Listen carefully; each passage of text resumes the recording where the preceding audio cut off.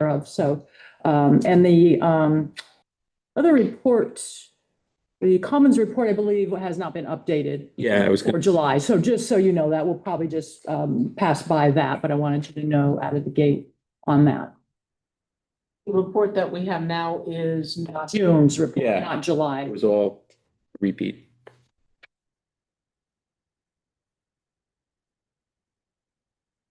Okay. And I'm assuming we have no public comments since we have no other public. Am I assuming correctly?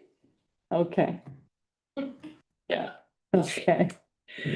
And reviewing our July meeting minutes, were there any questions on what you read there or clarifications needed? I would just like to comment that I thought they were exceptionally good, detailed minutes this month.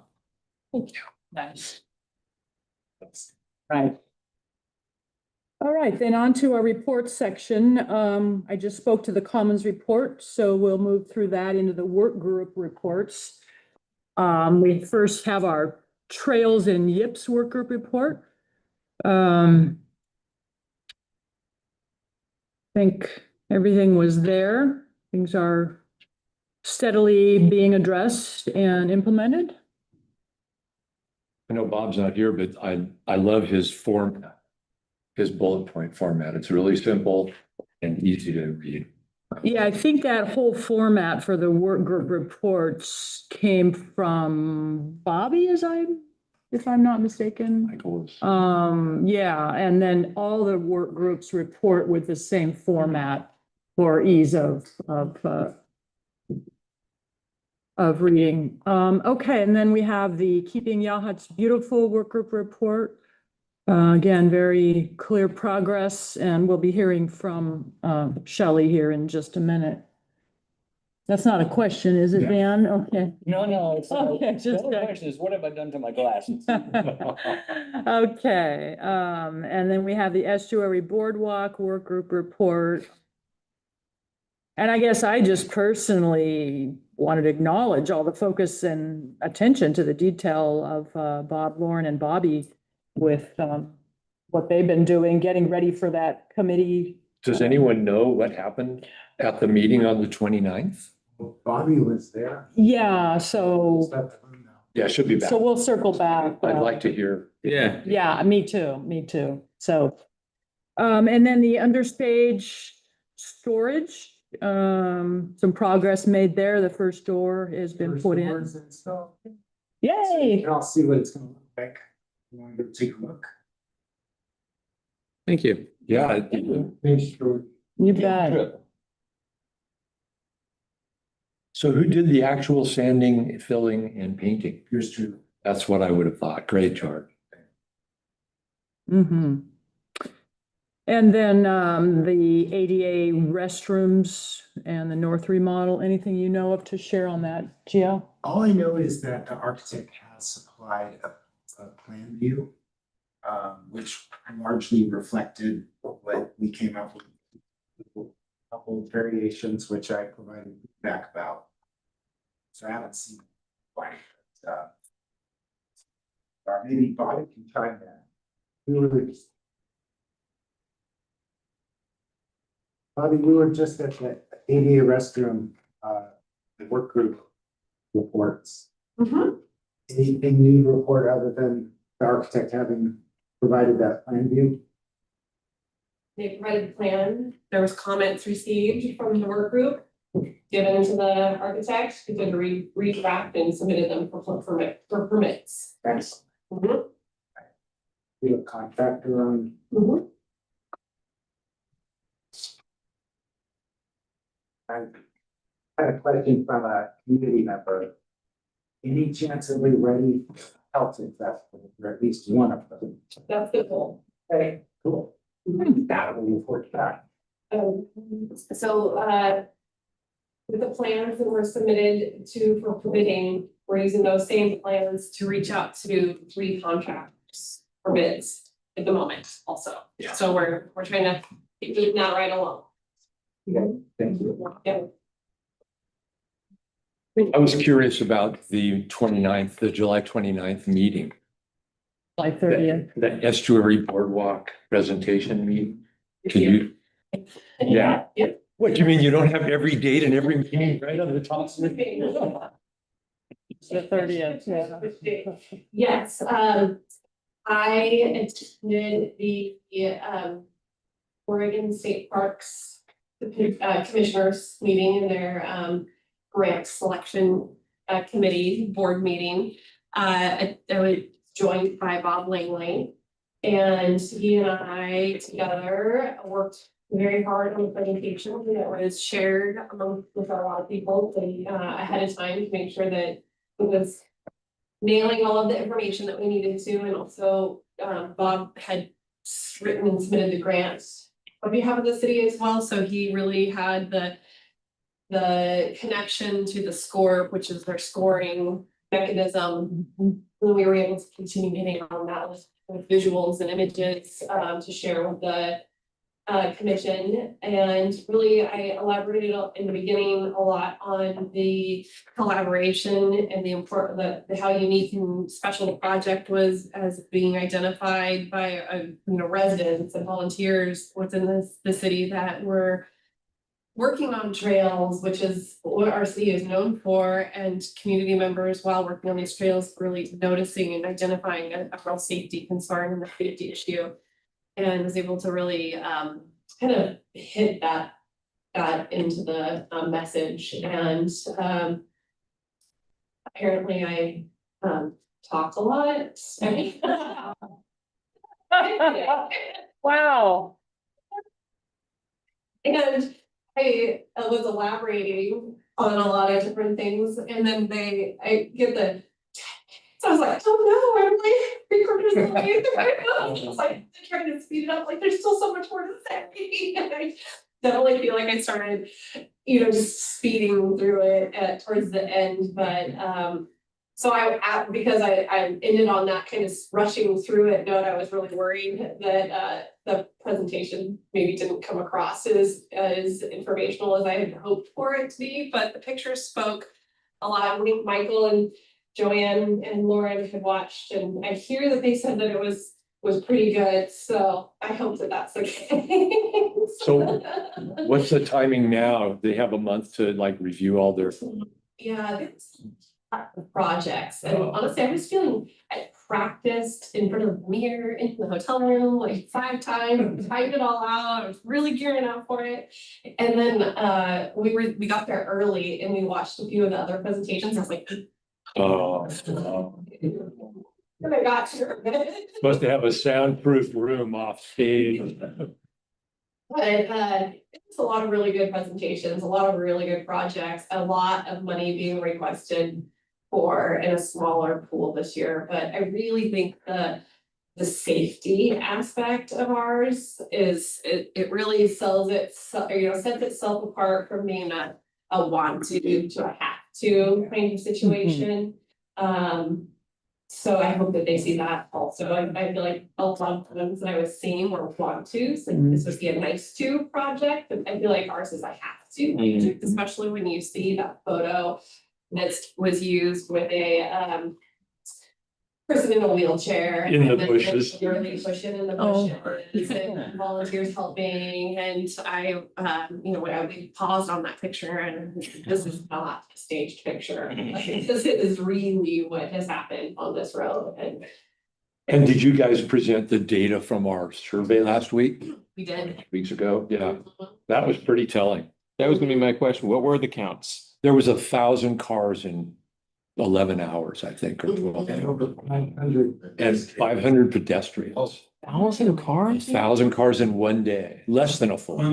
Ocean View? On Ocean View, and that's really just the last couple blocks of Ocean View. Yeah, I was only 8 to 7, something like that. yeah. Yeah, 11 hours, I think.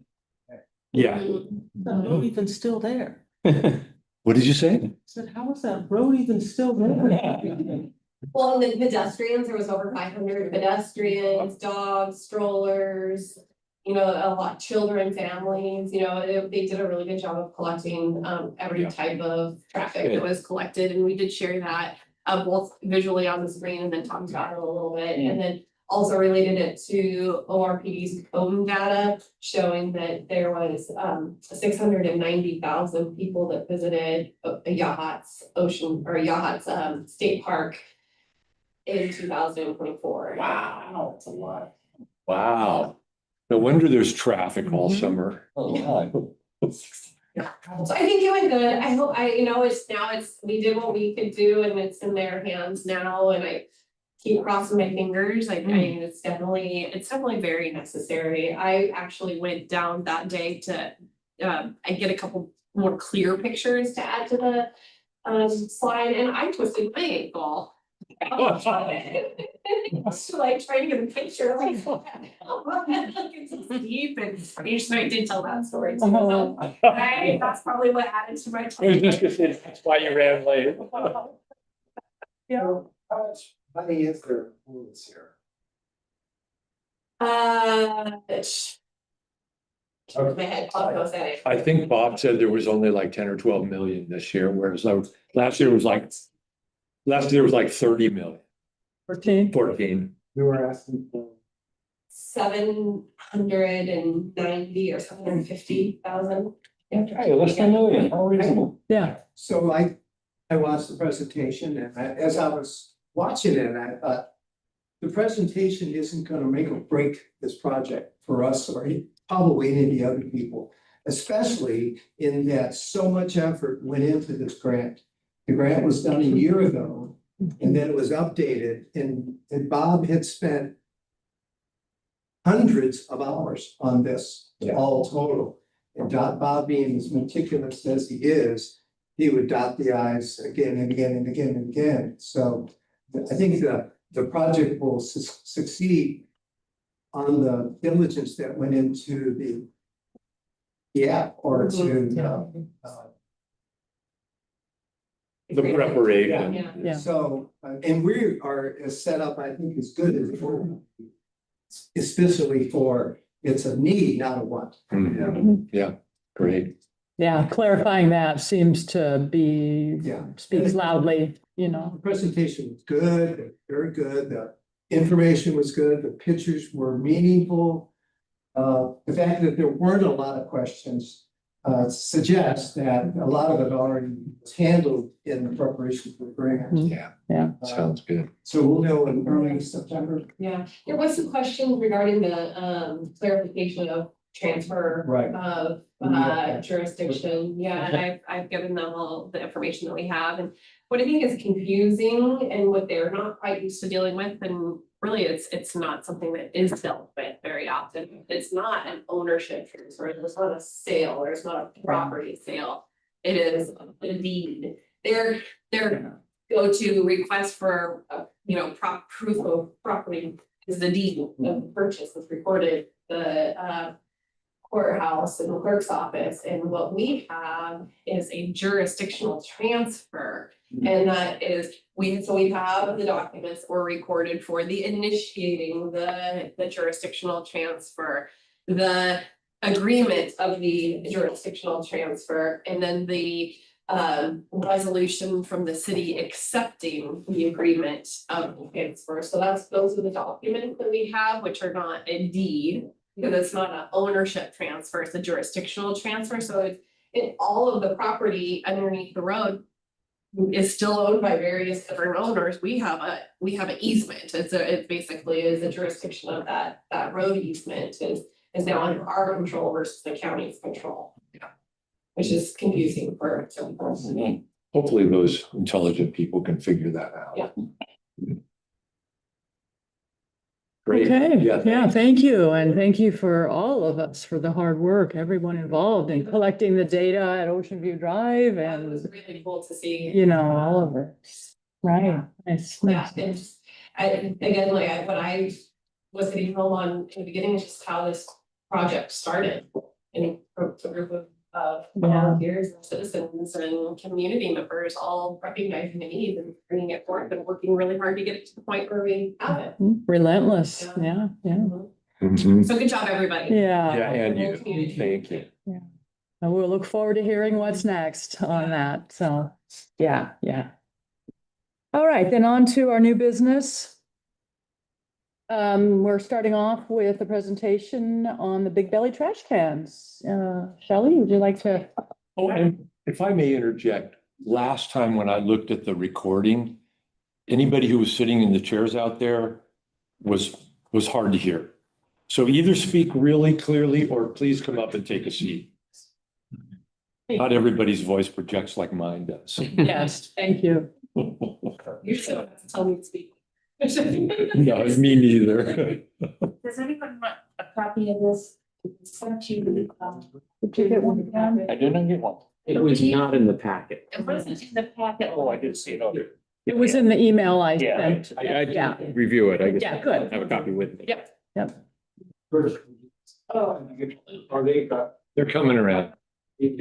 Thank you for bringing those, Shelley. Stop. You can go over. so, what I want to say is, I've been working on this for many years. Trying to get this done. And first off, this is not gonna be for this year. We're working to look at it for next year. But what we would like is to see if we could get a work group to really get this together. I'm willing to help with the work group. Because I'm trying to pass this off to somebody else. But I really think it's a huge need for this community. We have a very major problem with trash. And if you haven't noticed, I'm constantly picking up trash. Anyway, I've done a lot of research on different kinds of trash cans, and I have found the Big Belly, which is in Portland, Ashland, even in the National Art Institute in DC have them. And they are actually the ones we love is they're run by solar. They're actually a trash compactor. And so they can hold up 50 pounds of trash. And then it notifies you when it's full, stuff like that. Bobby asked me to kind of go through the town and see where I thought they were in need, and that's what these pictures are. I thought by the green sand, because that would take care of the green sand, and also would take care of the drift in as people walking, it's a crosswalk. They're coming from Toppers across the street. There's a perfect spot. The next one by CK, it's corner of Second there, there's a little ridiculous. Yeah, a little dumb little alcove. There's a reason for that now. Yeah, there would be if they put a trash in. It's a platform for. Anyway, that would serve the CK market, also Mhm. Toppers. I just wonder if you'd need two that close together right across the highway from each other. Is a question mark. I'm not saying we wouldn't, but something to think about. Because of the price of these, the ones that are solar, trash compactor, stuff like that. Okay, it's really costly. And I mentioned this to Bobby, I said, where the really high traffic areas, like maybe we only need maybe 2 of those that are really in need, and then the others we could maybe go with. The lower end one. Yeah, the lower end ones that don't need to be really emptied as often or run on battery or something, it's different. So definitely, I really think we need to have one at each end of the CK market, that strip mall, because that is high traffic areas. And there was someone put a trash can up where Christmas tree is a while back. That thing was packed full of trash. And we had to get it removed because first of all, we had no idea who even put it there. And it was overfilling, no one was emptying it, so we got rid of it. But I think right on the walkway there, as you're walking down, it's a perfect place for that. I thought of maybe putting it by the Christmas tree, but the Christmas tree would be done if it would kind of cover it and stuff. Are these things mounted firmly to the These ground? are pretty heavy duty. Yeah. They're not going anywhere. The company is in Boston. Is that one of my questions of how they will hold up to salt water? And he said they've never had a problem, with that. They're really So I don't think they don't have like, a heavy duty. And then one thing I like about these, we totally cover. So they actually have a presser thing to open up the thing, Mm. so you don't even have to touch it, which is a good thing. The other thing is the crows can't get in it, Mhm. wind, they're very solid. Question, John?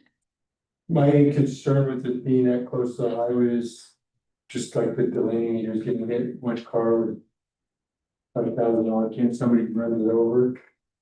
Like they've been run, You're talking about the one on like the second. one by C&K, just where that turn is, where people struggle with that whole intersection. By the, like, one of the first stage. Right there, crossing the candy store. Right, I can well, see that there's a kid road getting- right there too. Yeah, it's not on one. It's actually already after you've turned onto Second Street, though. It's not on 101.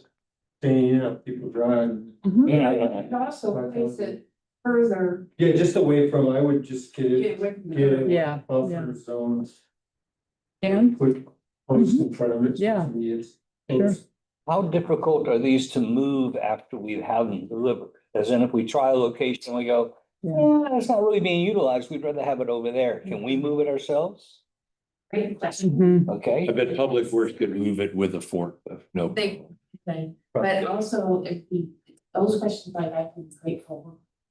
Aha. Research. She's good. It goes right back. So are there any volunteers from the commission to be part of the work group? That's what I'm, That's what we're really talking So about. I would like to say that I would consider it, but I'm not gonna do that until I see what happens with the rest of this meeting today. So I'm not gonna commit to it until I find out what we're gonna do with our commission. right, okay, that's fine. I have a, go ahead, George. It's this one at the last. Okay, so Bobby asked me to maybe look for an alternative. Yeah, So I did, and I went through and the, sometimes I kind of get was the one on the back page. Only problem is, it's, I don't know how it would hold up with salt water. what did you say? It was what? It's steel. Steel. Okay, so Yes. erosion more, also, with a lot of these, you have to buy extra weights or to tie them down. Mhm. They're, yeah, and I'm not sure how sturdy that top is, if the wind could. Is this a compactor one or no? No. So it's just a big trash can? Yeah. Well, I mean, if we're gonna do that, couldn't we just get Dahl to stick a couple trash cans out there for us? Pick them up every week or two? So on But that, they're open. They're open. That's the Well, big. they're not. I mean, mine have lids on them. My garbage cans so. at home, The ones that Dawn would put out are like the ones that we have actually sorted out. the really big ones. They're, yeah, just like that. But they're open. Yes, like that. This is what I sent you. That's what they. Oh, yeah, okay. We have a couple like that. I'd like to see. Okay, I see. Yeah. So when they get full, who would empty them? Would it be Dahl? George. Well, that's what Bobby said, she would work with Dawn and talk to them about actually incorporating this into your. And that would have to be agreed upon with Dahl and our agreement, they will have with them, they don't know that they will be able to or not. I was gonna say, they have that- Inquiry that would have to be made. Truck that lifts them up and dumps it, and Mhm. I don't know that this design would support that. Wouldn't work. In the email I sent to Meg, there is a video because that was my question. Mhm. And I explained to them the kind of trucks we have at. And they show another version that they have. But they're not, I don't think they're as close as these. Mhm. The other, just a little side thing with these. They have side panels, which you can put double sides, you can put like La Di Da Parade. Right. You can put the Agate Festival, you can do advertisements on the side. They're very clean, nice, kind of disappear. But they're still visible. So just getting back to this guy, Mhm. let's just discuss, what's the problem with them being open? Is it The crows. the crows? Yeah. We used, Rodents. When. It becomes a mess, the wind. he used to have one at Second Street and 101, and it was always spread all over the place by birds. I mean, pretty bad, huge mess. Okay. Partly because they didn't empty it often enough, but partly just because the birds could get right in it. Okay, thank you. But my question was, the residential garbage cans, like I have at my house, are not open. Right. They have a lid on them. And you can even stick a padlock on it if you wanted to. And so why couldn't we get Dahl to put, I mean, those cost like $30, you know, they're basically free. The wind blows the lid open. Or people leave. Well, what about their bear-proof cans? Like the one on Yachts Ocean Road. They've got one there. The wind would still blow them over. Mm. I've seen, our cans have been full and the wind's blowing. Yeah, And seen they're it. ugly, I've seen it too. In the very room. ugly. Yes. They are, Yeah. but they are $5,000. cheaper. Yeah, For that, $5,000, we could build the stainless steel enclosure around it. I'm struggling. Put all kinds of too. beautiful posters on But it. that's why I'm thinking only, see, the one I kind of picked on the one page that has. The highest end one, obviously, would be the least pickup. The second, even just the element single. Okay. Sing. It's 500 $1,600 each. for that. Yeah. Wait, that's the first one. Over time, you know, maybe just start with a couple. And see how they work and then, you know. Yeah, there's no reason you couldn't get more if it was turned out to be a slam dunk. We just really trying to address that, the downtown area, because I think there's other, I mean, there's people gonna throw trash along the Ocean Road, along Ocean Road. It's about the Dakota parks. And I talked to David Regnus, and I asked him, I said, do you see much trash there? Because I thought about putting one there. And he said, actually, no. They don't really have a problem with trash. Stuff by the one that's up by the restrooms. Are you talking about? That's the state park. That's Which one, which one were you? I'm just talking about the pocket parks. Oh, yeah. Sunset Park No, South. Yeah, It's weird. and he said, because I thought, oh, maybe one might be, you know, for there. But he said they really don't have a problem with trash, Yeah. which is good. Yeah, I see, we need these, the high traffic, restaurant store areas where people got ice cream cones and Coffee cups. and all that other stuff. That's where we need them. Mhm. Yeah. I emphatically agree with that. So other than the decision of cost, is there any reason any commissioner doesn't like this idea and doesn't think we should put these downtown? The other, one other thing is the company very willing to work with grants. They take grants. Okay, well, that opens it up, you know? Julie, Yeah. have you seen the battery that operates the sense? No, but I could definitely email the guy. The guy that I've been working with, he's really good. He answered my emails right away. And he sent me the video because I was asking about how to dump them and stuff. So I'm not sure if that, how big it is, how replaced. Because it's operating a compactor? Is that still a compactor version? Yeah, Do they all have a compactor? No, They don't. So the very first one, the element single is just a trash can. It's the ones that have the 150-gallon capacity probably then. They have. Yeah, they say. The element- the very compacted first toys. element was only 47 gallons. So it's the Sense Max and the Smart Max are the two that look like they would be compact, Right. based on the data. And they say compactor on Mhm. They Make it do. too easy. it. One's the battery powered and one's solar. Does the solar one have a battery backup? Just saying, you know, there's days when you're not gonna get much solar here.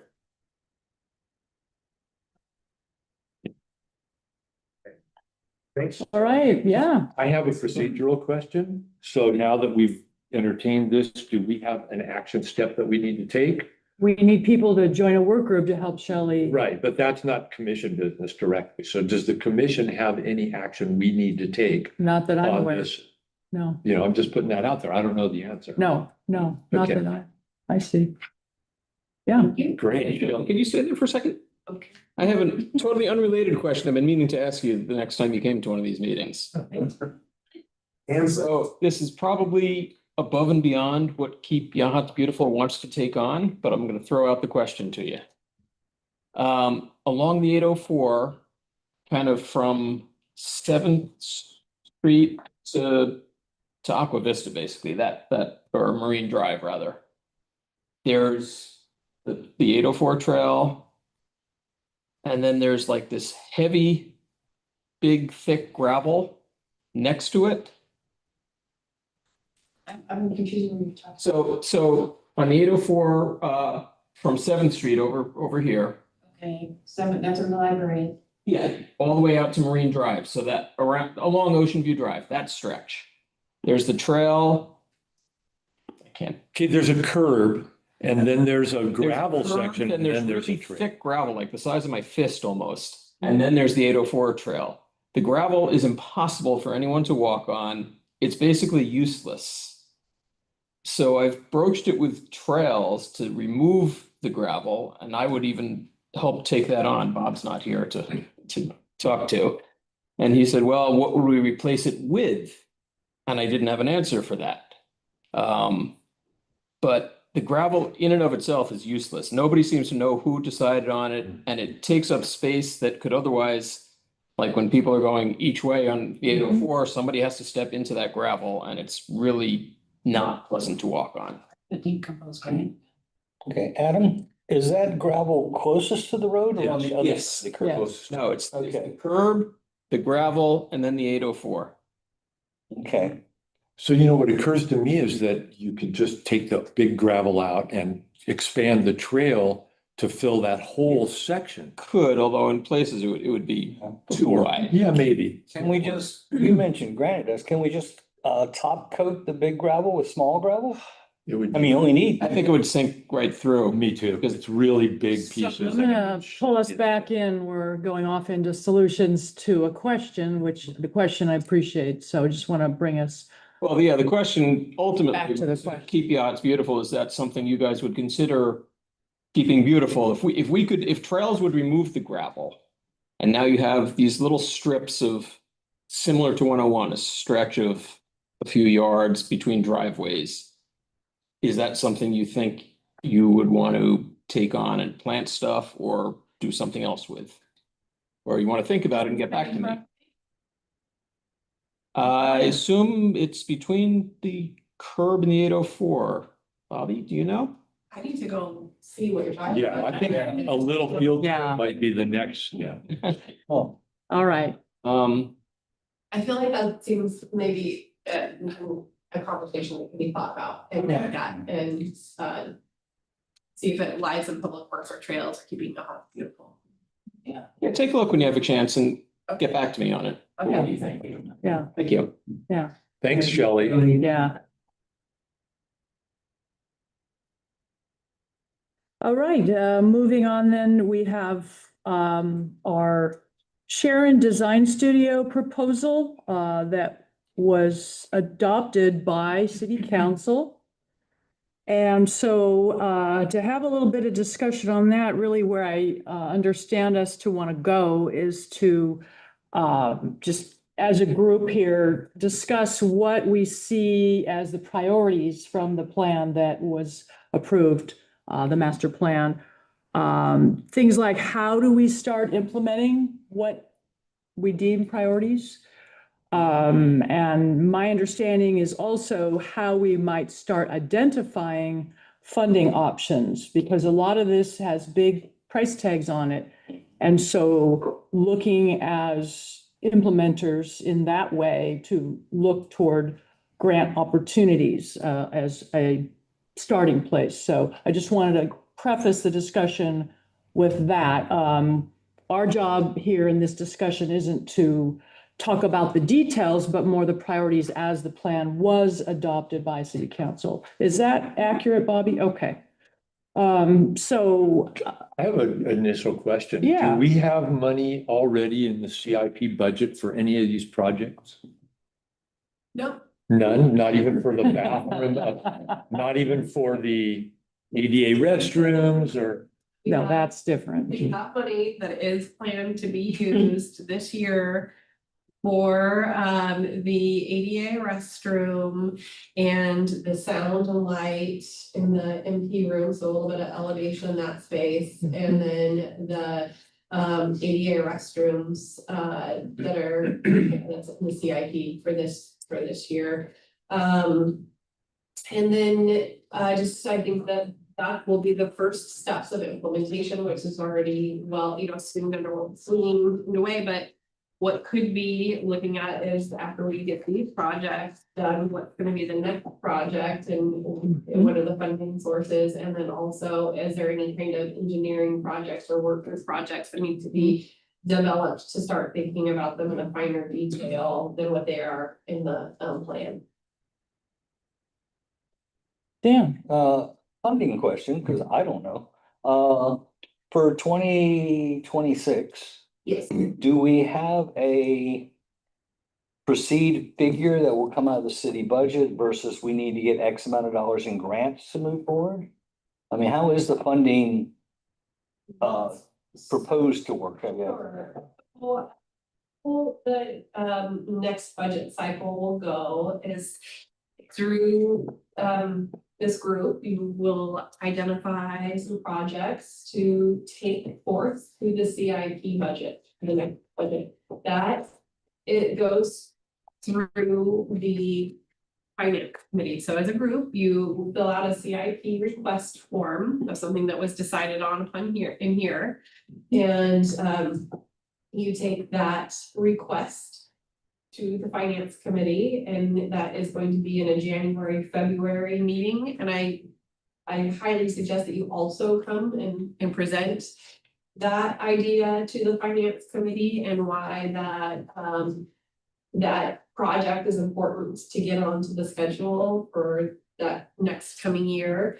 So then they can look at take all of the requests and start fine tuning the CIP budget, balanced out with the varying other areas in public works and city hall and library and Little Log Church Museum, and look at the whole picture of all the projects that are being requested. And then they'll balance it out with what the materials and services operating cost budget is, and where there's what funding is available after we go through our operating budget for the CIP budget. So it's kind of a CIPs, operating CIPs, like this is the request, this is our operating budget, this is what we have for CIPs, what are the CIP, the list of CIPs that we want to get done, what can we get done in this year. So it's a process that kind of starts in January with making a formal request to get your project that you've identified on. And then when it comes to that budget season, or right around that budget approval season, we will talk with the budget committee and make a proposal to the budget committee. And we might say in that process, and when we're in that, have gone from CIP requests, operation budget, to what can we do for CIPs. We might say, this is a really great project, we can fund half of it, how can we fund how can we get the other half? So that's the point where we would be identifying if we need to bring in other sources of revenue. So we can't get there this year, but we can get there half this year and half next year if we save for it and then execute it in 2 years from now instead of this year. So that's kind of how that lines out. Okay. And as far as auxiliary resources, that would also then include grants. So you guys said we can fund half of it, and then some of us put together a grant proposal and got a $500,000 grant, then we could apply that and that could happen sooner. Yeah. Yeah. Or you have this projects, or you have this list of projects. If you're looking at grants as they're coming available, and kind of what your priority project list is, and you see this grant and you say, this project, it's this grant, Switch it around. right? You can say, hey guys, we've got this grant opportunity, and we make sure we get this little matching amount dedicated to this project. We can really push forward to this. We can work our resources together, and So you can switch up what's coming next based on available funding. Yeah. and it also seems with what you're saying that the priority projects would want to be looked at in totality because one project might be related or even contingent on another project. So like the order at which projects are prioritized should be looked at too. Okay, right, so for example, on that, and the question during the city council meeting when we were adopting it, it's like, well, the plantings are in the end, like, can't we just move the plantings up now? And the answer from Sharon Designs was, yeah, but then when you're in this construction phase, then you have to rip those plants back up. Yeah, you no, know? Yeah, so that's what I'm Like- talking about. Paved our parking lot at the beginning of the project. By the time Yes. we opened our business, the parking lot was already destroyed. Yes. And we had to basically repave it already, so Yeah, definitely there's a line there somewhere. Order, yeah. Okay, And I was gonna agree with Meg there is that most of what we're looking at with the 25-year plan is remodeling projects. We have a few new ones like the new pavilion perhaps, but with remodeling, it's always a linear progression of what you have to do to get to the next step, to the next step. So there was comment made earlier about, oh, we could pick this or we could pick that. Maybe not, because we gotta do A before we can get to B. Which leads me to an interesting question is that how, I mean, maybe it's on us today to decide on kind of what order we want to do these things in and what makes sense based on what Meg and Dan just said. You know, I don't know, but I think it's risky to just say, oh, well, it'd really be nice to get the Lottie-Daw Lane, you know, pedestrian corridor going sooner. But, you know, not if it's gonna step on the toes of something that. No, not if we gotta dig up the ground for pipes or anything, that's for Yeah. sure, yeah. So I think we do need, you know, we've got from Sharon Design, we've got phase 1, 2, and 3, basically. Mhm. And I think we're moving on into phase 1 pretty nicely. But phase 2, we may have to have 2A, 2B, 2C, and say, we gotta do it this way just because of the logistics of not damaging things, not doing things twice.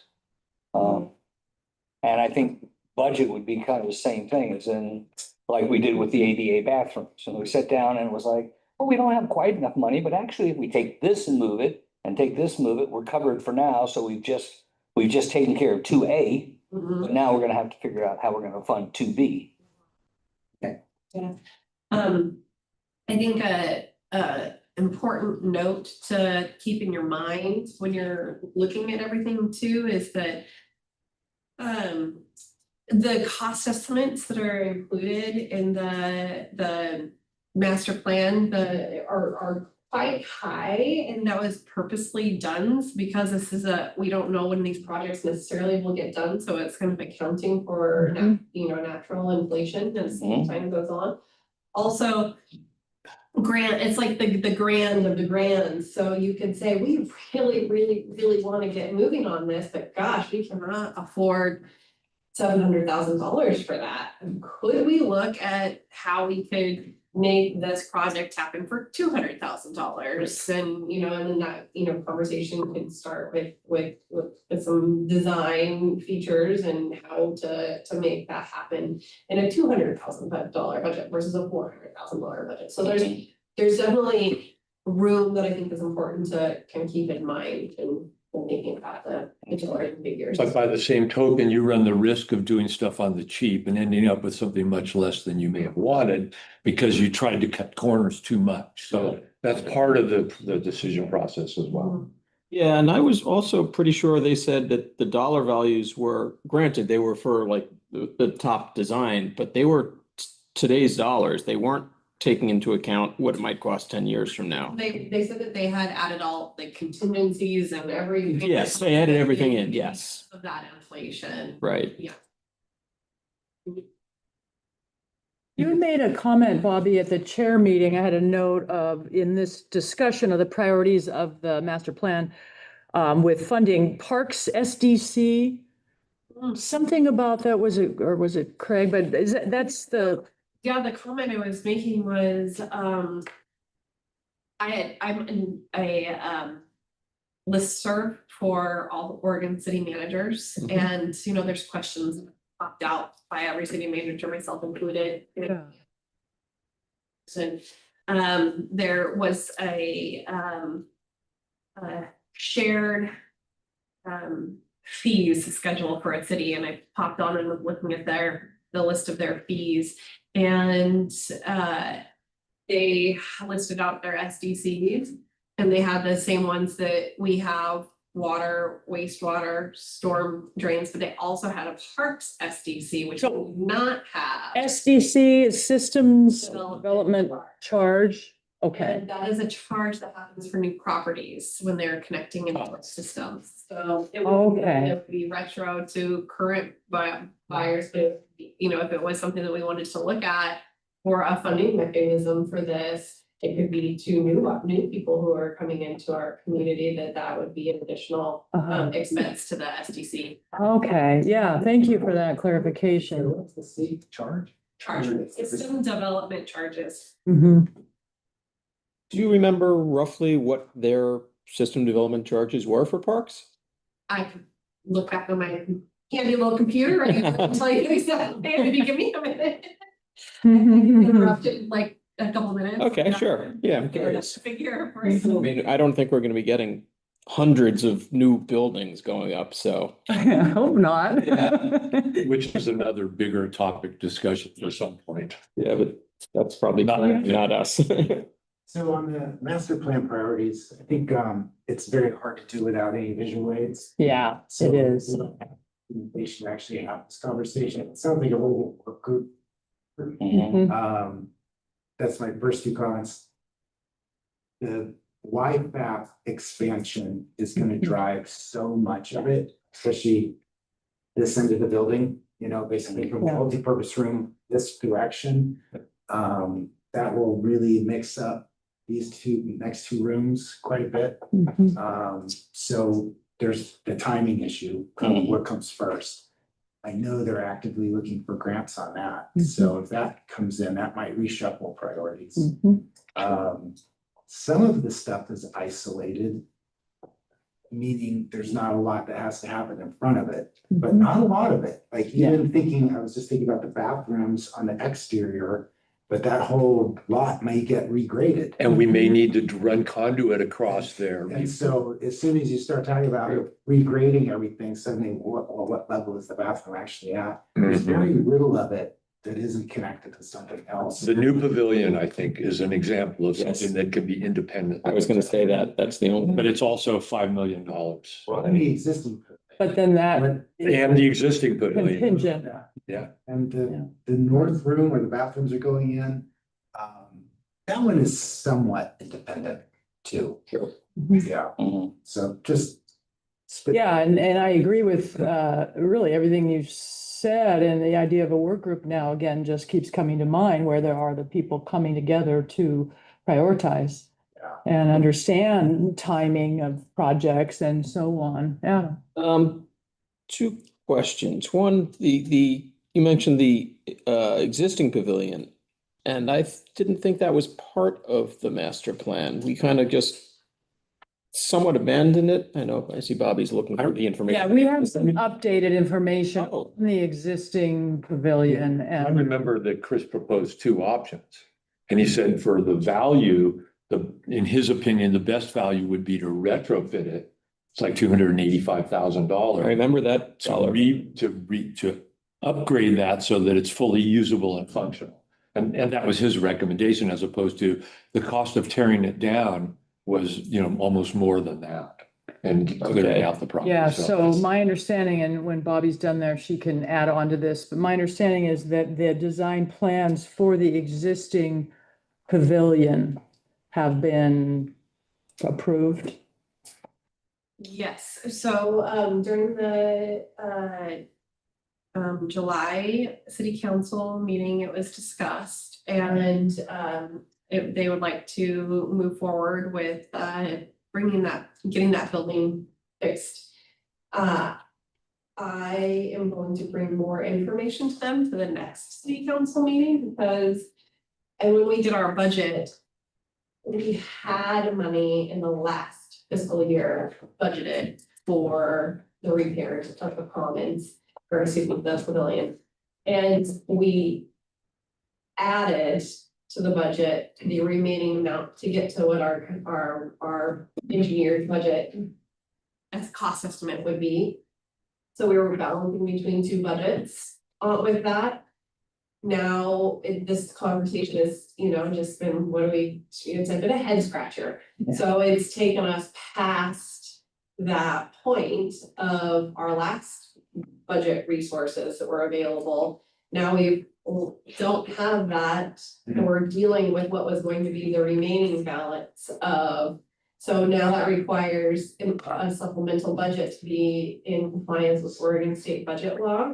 And so what I'm doing is, because this money is technically it's here, but it's not here. It sounds to me like you robbed Peter to pay Paul, and now there's not money to pay Peter. Well, there was this, there's this balancing and it didn't get, it didn't get added to this pot, it's still in this pot, so I have to do a supplemental budget to get it from this pot to this pot. So what that requires is me coming in to share that information with council and say, hey, this is what we found, this is the plans, this is the level of rot, this is what we're looking at, this is what the next steps are going to be. It's going to require a supplemental budget to execute in this way. And I'm going to ask them to tell me to do a supplemental budget or not. So it's they're guiding me what to do for them. And then if they say, yes, put a supplemental budget together, I will do that and it will be publicly noticed.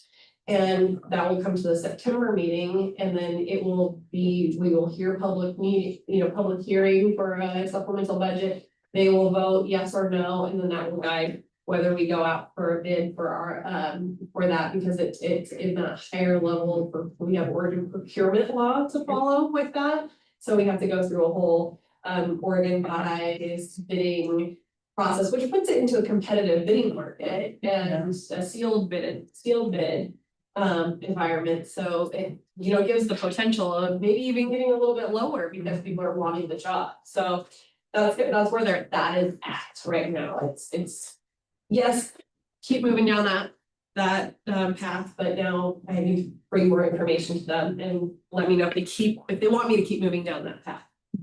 So the decision was sort of made by council to try and spend some money on that Yeah. pavilion, as opposed to just leaving it and using that money Yeah. for some of the other projects we've got queued up. Okay. How much money were they discussing at that meeting? The engineered estimate is $285,000. And How much is is it to an enclosed pavilion or? Yeah. Yes, with glass or? I believe so, yeah, and it's up on the top, it will be all enclosed. Okay. But that was the total amount, but how much is the shortfall? 65,000. Okay, so we've got 240 or 200,000. So no, it's probably like 100 because we've got 170 separate. So it's still $100,000 short. So my other question is not related to the pavilion per se. I agree with Gio that we need some visual aids to kind of prioritize. I'm not sure prioritizing the projects should be a work group. I think that should be discussed as part of the commission. I think we should all have some input into that rather than just three and others. You may need a work group just to sit down and put all those things kind of in a list. And then say, okay, guys, this is what we think we need to do and. Bring that to the commission. Yes, Yeah. and then the commission can Let's get a discuss power work group here. ordering them. I like that idea. So when you talk about visual aids, I mean, we have 96 pages and a lot of that is visual aids. So I'm not sure what is it that you're, That's what I'm talking about. okay, well, we already have that. Well, it wasn't on today's agenda. Oh, yeah. So I'd have to So take- pull it up Yeah. now. We should, as we Oh. said, simplify it into a list of projects like. The last page is pretty much phase A, B, and C, what the projects are. Okay, And then the next 4 pages are all about the budgeting estimates for it. So those, but then all above that is all the visualization Right. stuff and the artist renderings and all that. Is the funding for all this state money? From state, it's coming from state coffers? But None. No, the money that we're trying to get to the grants is coming from the state's general budget or like, is that? I mean, I don't think there's been an identified funding source yet. Because I just Um, wonder what the state is gonna be in with what's going on. Yeah, I And don't, how is our, they might have other priorities based on. There's a lot of grant sources out there. They're not all Is government. it be like fiscally a good, I don't really follow what's going on in the state of Oregon right now, I just wonder how. and they don't have the same amount of funds that they've had in previous years to spend across the board, sure. There's a few billionaires out there who might be able to fund it for them. That was my point is if we're counting on like going to the state for grants and stuff like that, is it, are they in a position? I don't think we're counting on anything. We were gonna go seek out grants from any and all sources. But And some projects, so some like larger projects might need a little bit of a funding kind of package, like this grant and this Yeah. grant and this grant and then the city or, Library. there might be Mhm. a fundraiser and grant, and I think that there's gonna have to, well, let's just get creative and see what's available in the state. If we're going to right now for a state grant and we see that their pool is cut in half from what it was last year of what's available to grant out, so there's, I don't think we'll be searching for any federal grants for So, it. I mean, that's so- definitely not a question I would think, Mhm, mhm. so. Looking and researching, what are the grantors' priorities and what project aligns with that. There is a state grant right now that is available, that's opening up in the fall that is available for childcare. And that's something that we could apply for and do this build for the White House. Yeah. And that is something that's a priority of the state. So what we're doing here, what we have proposed to do here really fits that priority of the state. So I think we would be in real good standing for something like that. If we could, align what we're seeing as state priorities or funder priorities with projects that we have lined up in the kitty, kind of shovel ready per se, is a good way of approaching additional source funding. And go ahead. I just wanted to address the work group. So I think when I mentioned the work group just now, I think I was also thinking of work sessions that would involve all of us. Okay. And I know that's kind of what this is meant to be, this half-hour discussion, but I think to do it, we'd want all the documents in front of us. Yes. To sit down and have a very open conversation and do an. With a specific topic. Yeah. On just one topic. Yes. Yeah. Yeah. Mhm.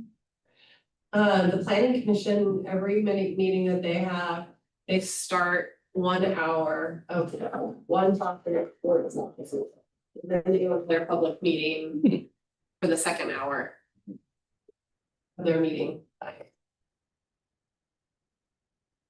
Well, I think that flows in those concepts into the end of our meeting today on item number 5 on the back of our sheet of our agenda.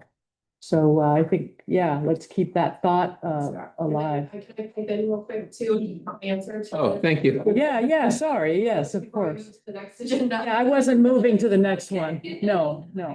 $4,000, so it's $3,890 was the park STC for this year. And For rates- who was that? Or, This is for the city of Staten, Is okay, that for every new home project? yeah. So you have a $4,000 fee that then goes directly into the parks budget for that jurisdiction. Yes. Okay. They're probably growing stations like a suburb of Salem, I'm sure that's probably it. so what would be the downside to us implementing that?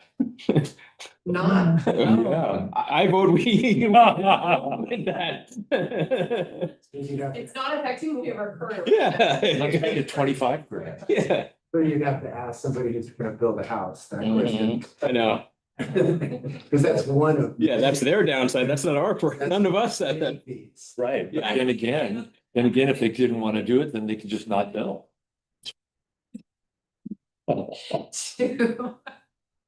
Just to study what ours are currently and what other cities are, and, you know, what the kind of per population maybe they're looking at.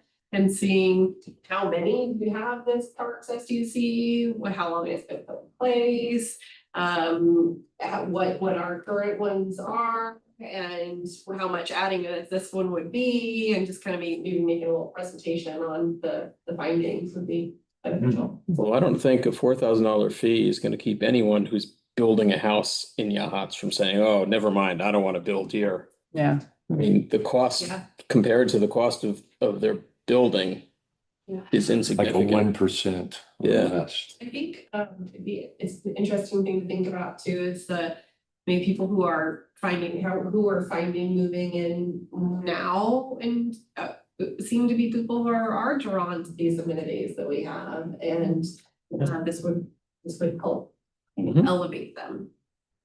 And add on to them and maybe more open space. Okay. Well, it seems like where we want to go with this is to, again, bring it into the discussion on the Parks and Commons Commission's future evolution and role, and then talk about work sessions. So I think we'll just take a pause on that topic unless there was any other comments before we move on in the agenda, and see if that comes up again in the last topic here today. Everybody okay moving on? Okay, okay. So then, next up would be the presentation, with the Wetlands Boardwalk Subcommittee, and the signage project and what we came up with, me, John, and Adam.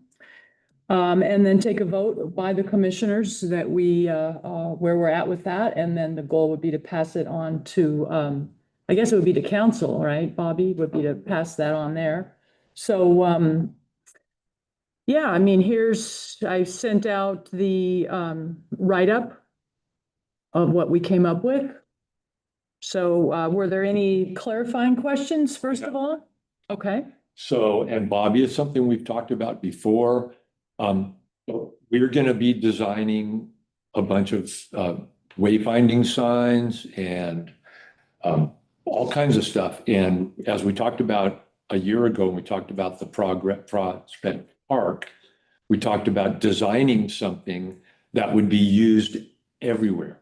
Mhm. And so I just wanted to make sure that we weren't gonna, use the old design to try to match, and then you know what I'm saying? Yeah. In fact, in your presentation, you showed one beautiful sign with like a heron on it that was burned into the sign, and it was, and it was a striking logo. And I think that it would be really advantageous if we had design something that we could then retrofit to all of our trail signs and all of our park signs. And Part of this master plan identifies yeah, that exactly as a wayfinding project, and that would be a project, and I think what we would want to do is identify what that kind of artistic look and feel is, that's going to be across the board the same for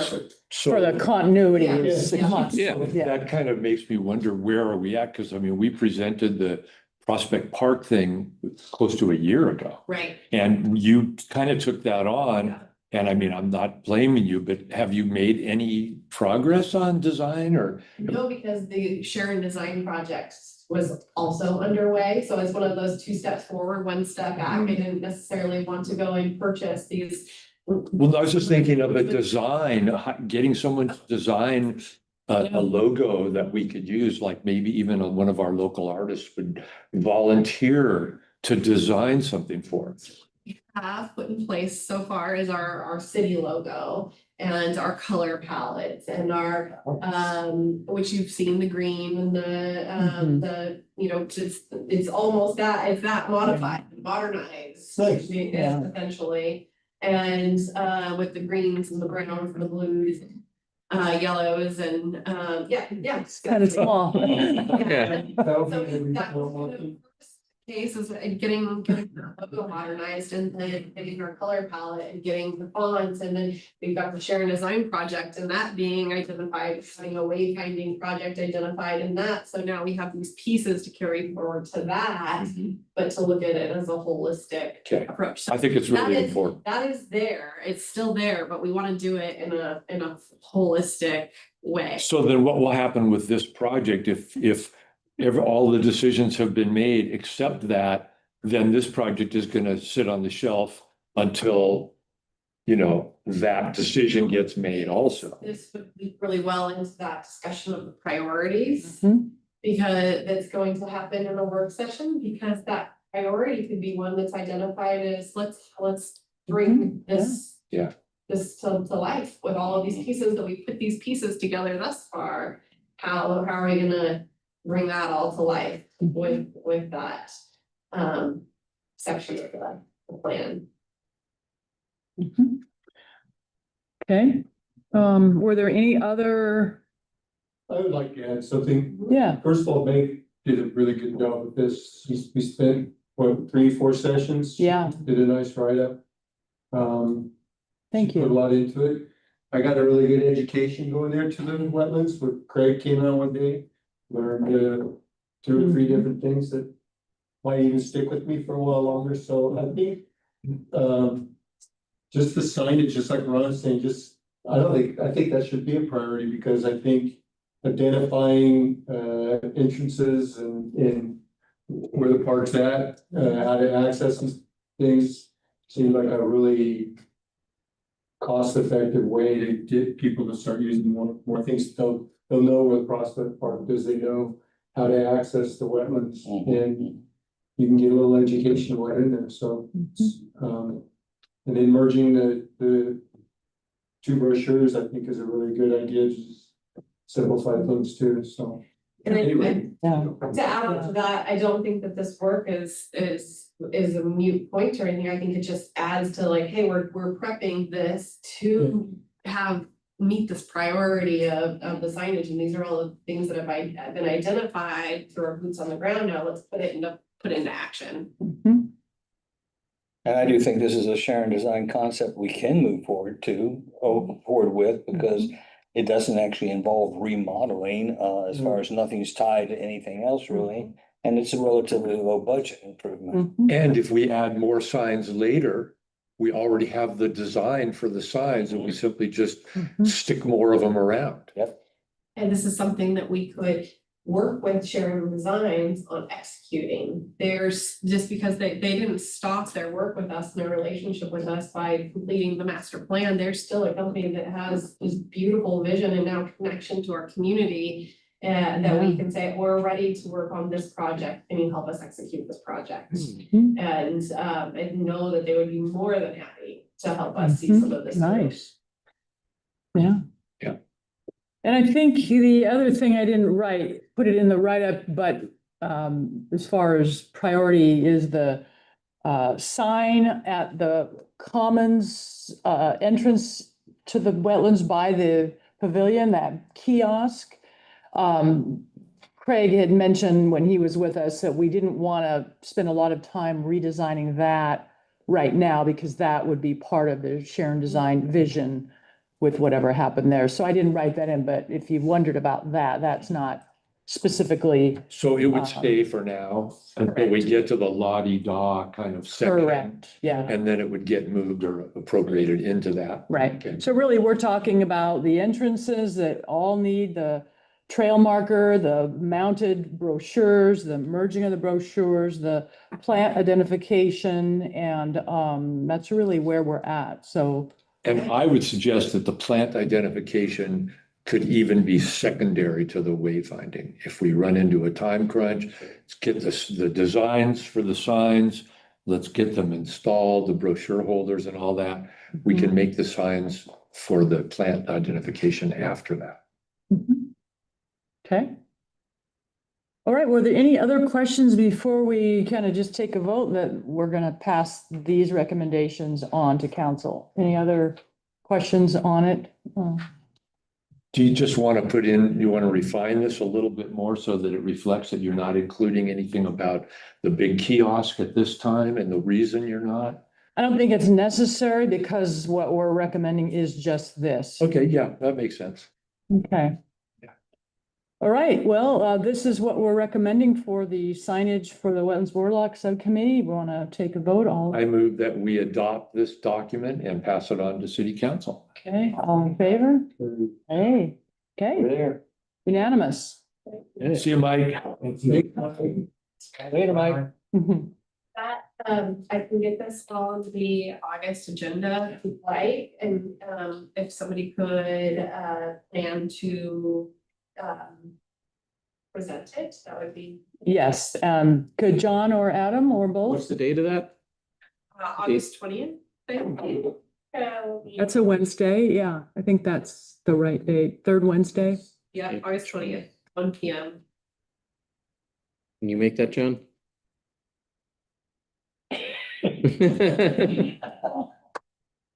Thank God nobody's looking at me.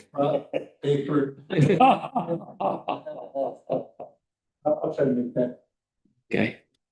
But how much time do you give me? A couple hours? 10 minutes. In 10 minutes, probably, yeah. All right. What's the, do we calling that, Parks and Community Wetland Educational Center? Mm-hmm, Nice job, work group members. Yeah, Yeah. Well done, man. thank you. thanks for stepping up, John. Yeah, we had a lot of fun. You really did. Welcome. I didn't mean to join the group. I meant to go do the presentation. Yeah, no, I know what you meant. Thank you for stepping up. I knew what you meant. Ever seen a river otter? I have. I saw it, I saw the video. It was my video. Okay, yeah, I saw it. Yeah, look on YouTube. Yeah. Yeah, I was swimming around in the it was pond. about 6 years ago and he went on the. Wait, it was 6 like years ago? Scratching his back on it. like, I thought that was now. 20, 30 minutes. Oh, so it's not now. Oh, no, you saw a different video recently. Somebody just. That wasn't me. That was like. We took that was when we were there. It He just was last there. week. like a nutria or a muskrat. We're not sure. We think it's a. I thought it was a river otter. No, Looked like it to me. I don't think there's. I thought it was a beaver. So many animals in there. No, but How many in favor of? was a river otter. Years You ago. do, yeah. Gotcha.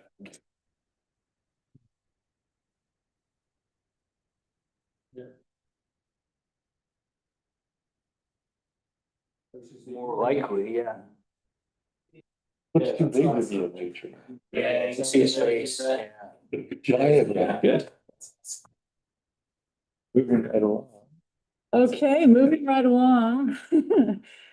Next up is, hopefully our last discussion on the noxious weed policy. As I put here, discuss ways to collaborate with planning commission. And that's really, I think, where we're at is we've done what we understand was our job. And now it's, whether we refine any terminology, kind of where we're at, but the list of plants to pass along to them and to Lauren Dickinson was in that original The A to ordinance. Z the A to list. Z list. So I guess just starting there, the plants listed, starting with the thistle, then we go to the French Scotch and Spanish broom, and so on. I can't find it. What's the title of that? This is the So many times. noxious weeds The rest in goes all the way to Z. Huts, Get it on. YMC revision, Birdie. I got 2 pages. Yeah. Meg, didn't you just send that out recently as an attachment? It is an attachment in the agenda, I believe. There's a revision. I only have A to J. Yeah, here it is. It is right here. The title is Noxious Weeds and Invasive Plants in the Yachats Area, March 15th, 2025.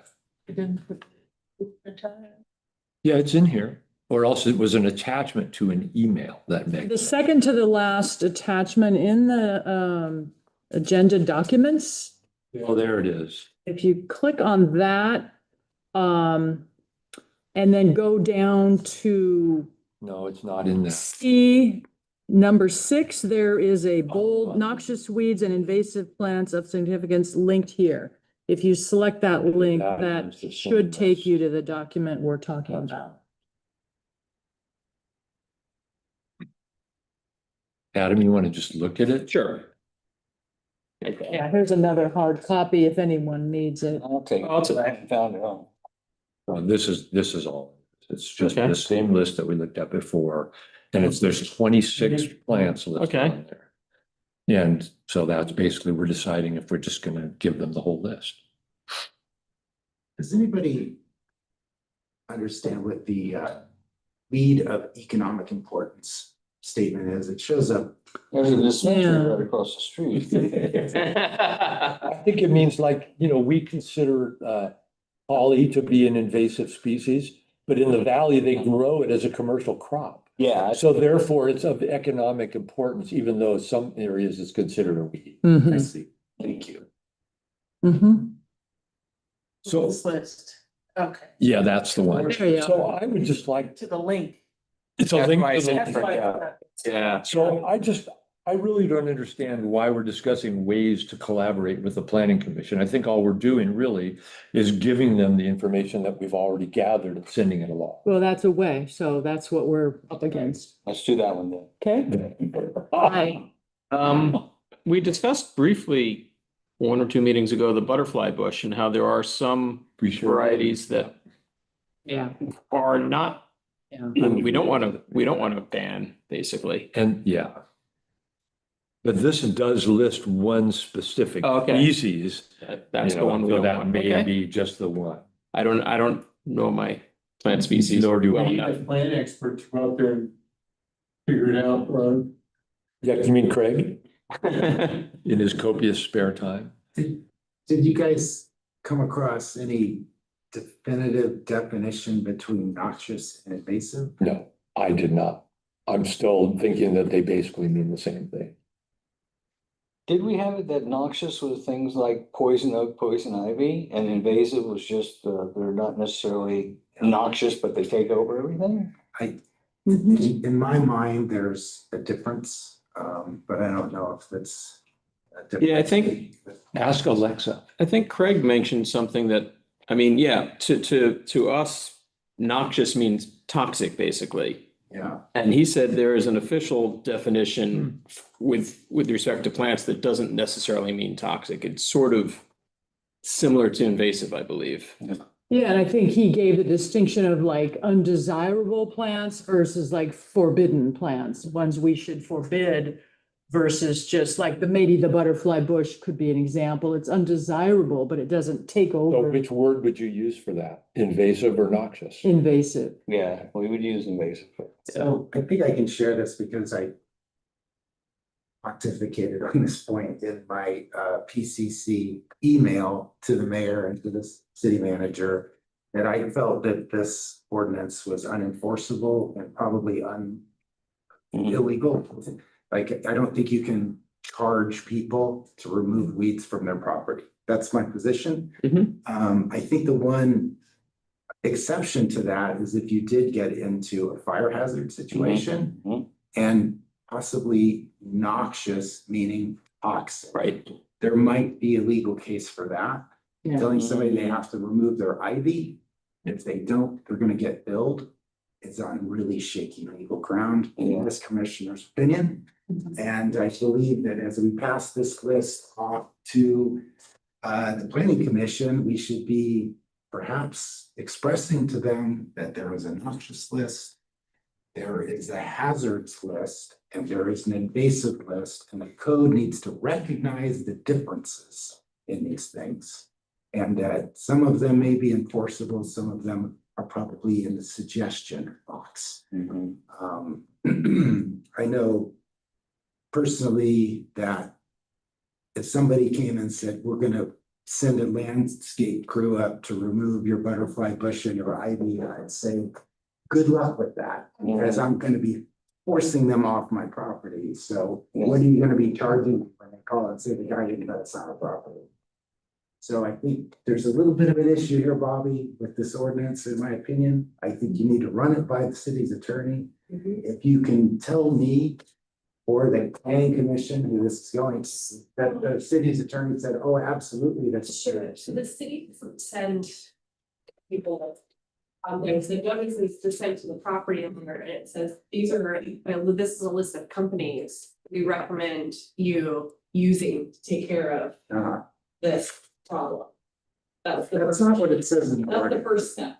Is that mostly on It says fire in the hazards? ordinance, though. The ordinance clearly says, we'll take it under our own, we'll bill you.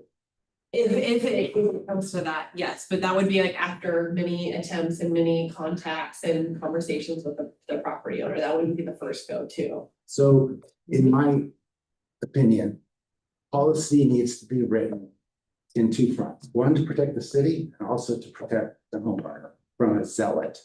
And I shared with this commission a really excellent article from Willamette Week about their tree ordinance. And they have a woman running their tree ordinance who is a zealot and has caused people a lot of pain Yeah. in that city over trees, diseased trees that they can't even get rid of. So when we write policy, we're writing it to protect the city, but also to protect homeowners, in this case, from a zealot who says, we've informed them once, they've taken no action, we're sending in the crew, and then we're gonna build them. That's something a zealot could do with the way this is written now. And I think we need to write that out of the possibilities. If I We can, weren't asked to rewrite the policy. We were asked to come up with this list. I just wanted to get this out there that as we present this list, we may want to present it with some suggestions that the code recognizes that there's different hazards. Mhm. And in my email to you, I said, what's the difference between the city saying, you need to have a 4-foot fence around your swimming pool? You're refusing to do it. We're sending contractors in to build a fence around your swimming pool and billing you for it. If you can explain the difference between that and this, I'd be interested to hear it. I would just say the bottom line is that legal issues are not our purview. And so we can send this along, and before it becomes policy, it will have to be passed by legal. And so that would supersede what we might choose. That would solve his concern, your concern, And I yeah, think that was part of my response also was that this would all have to go to the attorney. I right. mean, in the end. I think it should happen not at the end, but at the beginning. Yeah, I think just present the policy as written and say, is this something that we can actually do? I think the city attorney can answer that pretty speedily. And then at least the planning commission would have some parameters to write it up. I think a fire hazard is an enforceable thing. Ivy, no chance. I, for one, would like to be done with this. Yeah. So I would like to approve this list, send it to planning, and let Bobby and legal and planning worry about whether it's enforceable or not. Fair enough. Okay, are you making a motion? I don't I know, already made. yeah, no, that was on the prior. Okay, Yeah, okay, I make a motion that we approve this A to Z list of noxious / invasive weeds that are not desirable and forward it on to the planning commission to work into their ordinance. Second. all in favor? Done. Wow, there. Right, Meg used the gavel. You saw it. yeah, I heard it. He's nodding her head, laughing. Savannah didn't even flinch. Does that include the sources document that I created last time? Because it's not, we actually just voted for just the A to Z list. But what about the? I think you forwards? can forward that on your own if you would, I already did. Thank you. I mean, to council, So I forwarded it to Lauren, then he will, to Lauren, great, they're gonna take it. to great, council. that's, yeah, that would be the suggestion on that, okay. So how does this get to planning now that we've agreed on that? Physically, how does it get to? The next topic on the agenda will, No, it won't. Does Bobby submit it to them, or do we submit it to them? To the planning commission? That's all I'm asking. You would We- send it to them. we would, So we'll just send it on to them. yeah. Thank you. So yeah, who specifically will do that will be maybe I'll do it. determined, I'll- okay, I'll send thank it. you. It's great.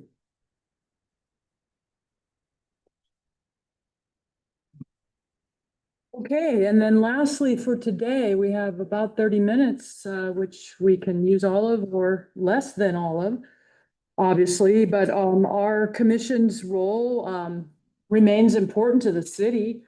But again, what that role should look like is the kind of the crux of this ongoing discussion that we've been having.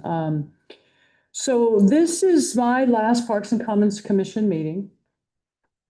And I just want to state that so that I can leave you all in a place that is continually highly functional and moving forward. And so really, I look at this group now. There's no current member, as I understand it, that wants to become in leadership role, specifically chair. Am I accurate? Okay. I know. Yeah, so basically what I want to go out with is understanding with being a part of this group here today, what are our options moving forward? What are we doing? So we can continue to talk about the role of the commission, and I hold this up just as a visual, the commission duties and responsibilities, the advisory role that we've been in and want to refine. We could go there and kind of finish that.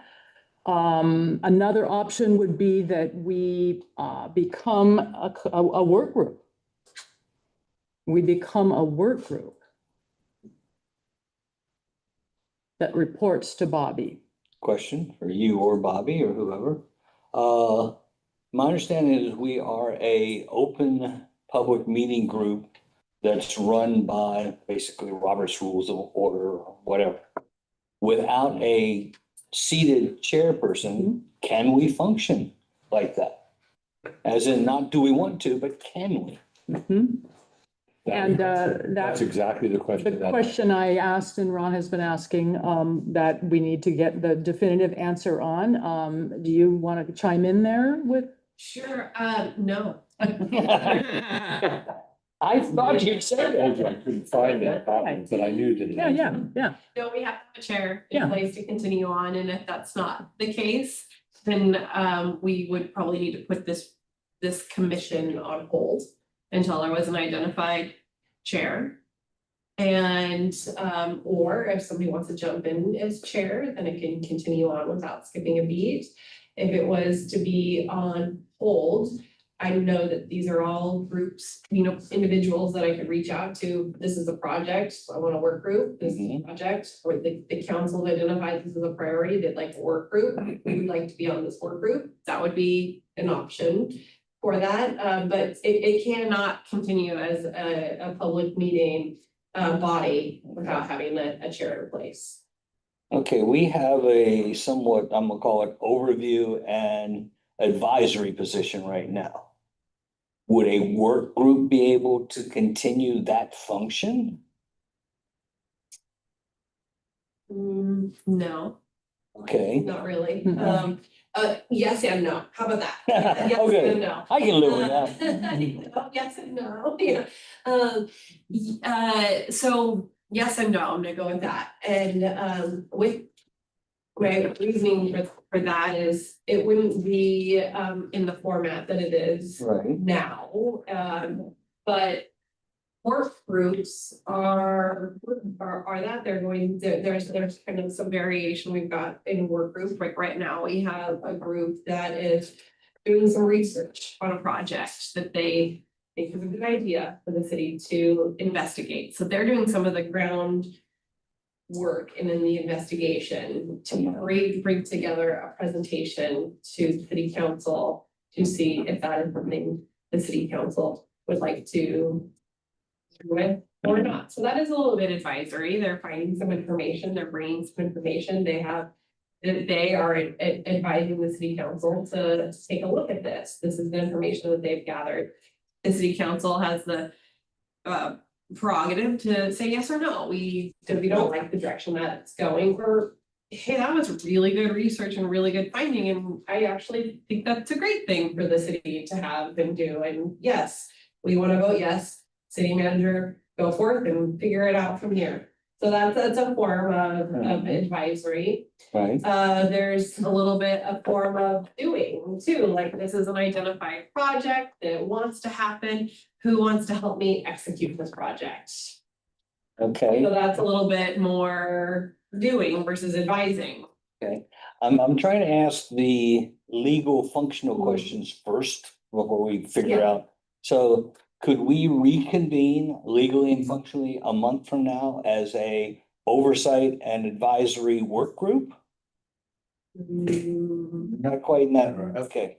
Gotta have a specific, Jimmy, Purpose. what are your thoughts on that? I would say no. Uh, Yeah, work groups. Yeah. Specific project. Yeah, George helped write the policy, administrative policy for this, so he might have a little bit more insight or have some insight also, but the work group policy is written so that it is a group of people who are reporting to the city manager that are working on projects for the city manager, and if that is something that works on for the city manager to bring to city council, that's, you know, possible too, depending on the project, depending on what the thing is, but it's generally a group of people that will be reporting to the city manager. I have it set up right now to where the work groups are reporting to me both in person and in a written document so that I can make sure that that written document and those reports become part of public record, because I think it is important for all of the work that is being done to be part of our public record, and whether that be has part of that has been here at the public Parks and Commons Commission meeting, but if this wasn't the body to be reporting some of those too, they would be reported to the city council through my staff report to the city council. So there would still be a public body reporting mechanism. Right now, we have the Public Works and Streets Commission. There is a work group that their written report part of the report goes to them. So that's the public body for that specific work group. This has been the public body for some of the commons and other kind of projects that have been happening that are more specific to this group. Okay. George, do you have anything to add to that? No, I think you covered it pretty well. The work group thing definitely says it's, you know, project oriented. It's kind of single subject and finds out when the project's over is kind of the idea. Yeah, that makes sense, and good So- definition of work group. I am wondering though, if this commission weren't, you know, seated. I'm thinking about the gal that came to us, or a couple gals that came to us that wanted to redo the art painting system in the commons. If she wasn't, they weren't coming to us, would they go to Rosa? And Rosa would run that up the flagpole to you, I guess? Is that how that would work? yeah. Yeah, Okay. Because there is the public facing part of this where Right. yes. they can see it online and they can chime in here, things that are working or aren't working. I would hate to see that lost. Yeah. I would think that the city council would be a place that they could still go with that. That's a public facing body that they could then go to directly. True. The public Yeah. could. Adam, Are there specific legal requirements for the chairperson's duties for the chairperson? Yeah. It is, we're just following the meeting protocol and, you know, so you creating the agenda, working with city staff to create the agenda, then, you know, running the meeting, according to our KZ rules. And, then, that really that's all, really. There's not any like legal binding requirements or, you know, responsibilities that you would be held accountable or responsible for necessarily. And I would also add that Parks and Commons is not a commission that's mandated by the state. Right. It's only like two that are. Dan, I seem to wound up with 2 full-time jobs here for some reason, so there's no way I'm gonna volunteer for a chairperson. But I do hate to see us lose our big picture oversight role or option, because, you know, we're discussing implementing the share and design, concepts over time, which is a lot of little, like, get together, like a design in the bathroom sort of thing. But there's also a big picture component of that, and it seems like if we're not here doing it, then that's one more job for you. And, and, yeah, who's gonna manage actually, like I said, the big picture, you know? Because for example, if we're work groups under you doing share and design type of concepts, then you still have to kind of be seeing the big picture, aspect of it, I guess. Unless you got any feedback on that, or anybody else got feedback on that? Is it possible, rather than calling them a commission, can you have a body like this, a committee? So that the public could come and say, I have this idea, and they can see if it fits into that big picture of shared design, whatever. And then they can produce, say, okay, we need a work group for whatever this idea is. But rather, so they don't have to have a public meeting, but still have a committee. Committee is still beholden to the same public meeting rules and laws as the commission. Emergency preparedness is an example, right? Yeah. Or a committee. So they couldn't be a work group staff. Steph? We need a new term. Yeah. Another question, why, And then it would still go in front of the public, because it would still go in front of council. That's still a public it'll still get to the public for public input, even if it's a work group. So going the work group route, it doesn't lose any of its face. If anything, more people are chiming in to council than they are any other commission we have. So people So go to people- council. Yeah. And that would honestly would be a great place to like, hey, I have a idea. I'm gonna take it to city council, go in the 5 minutes of open comment time and say, this is my idea. And they're saying, oh, that's a really great idea. City manager, will you start a work group for that? And that would be taking it from the top, rather than going from the bottom to the top to the, instead of this.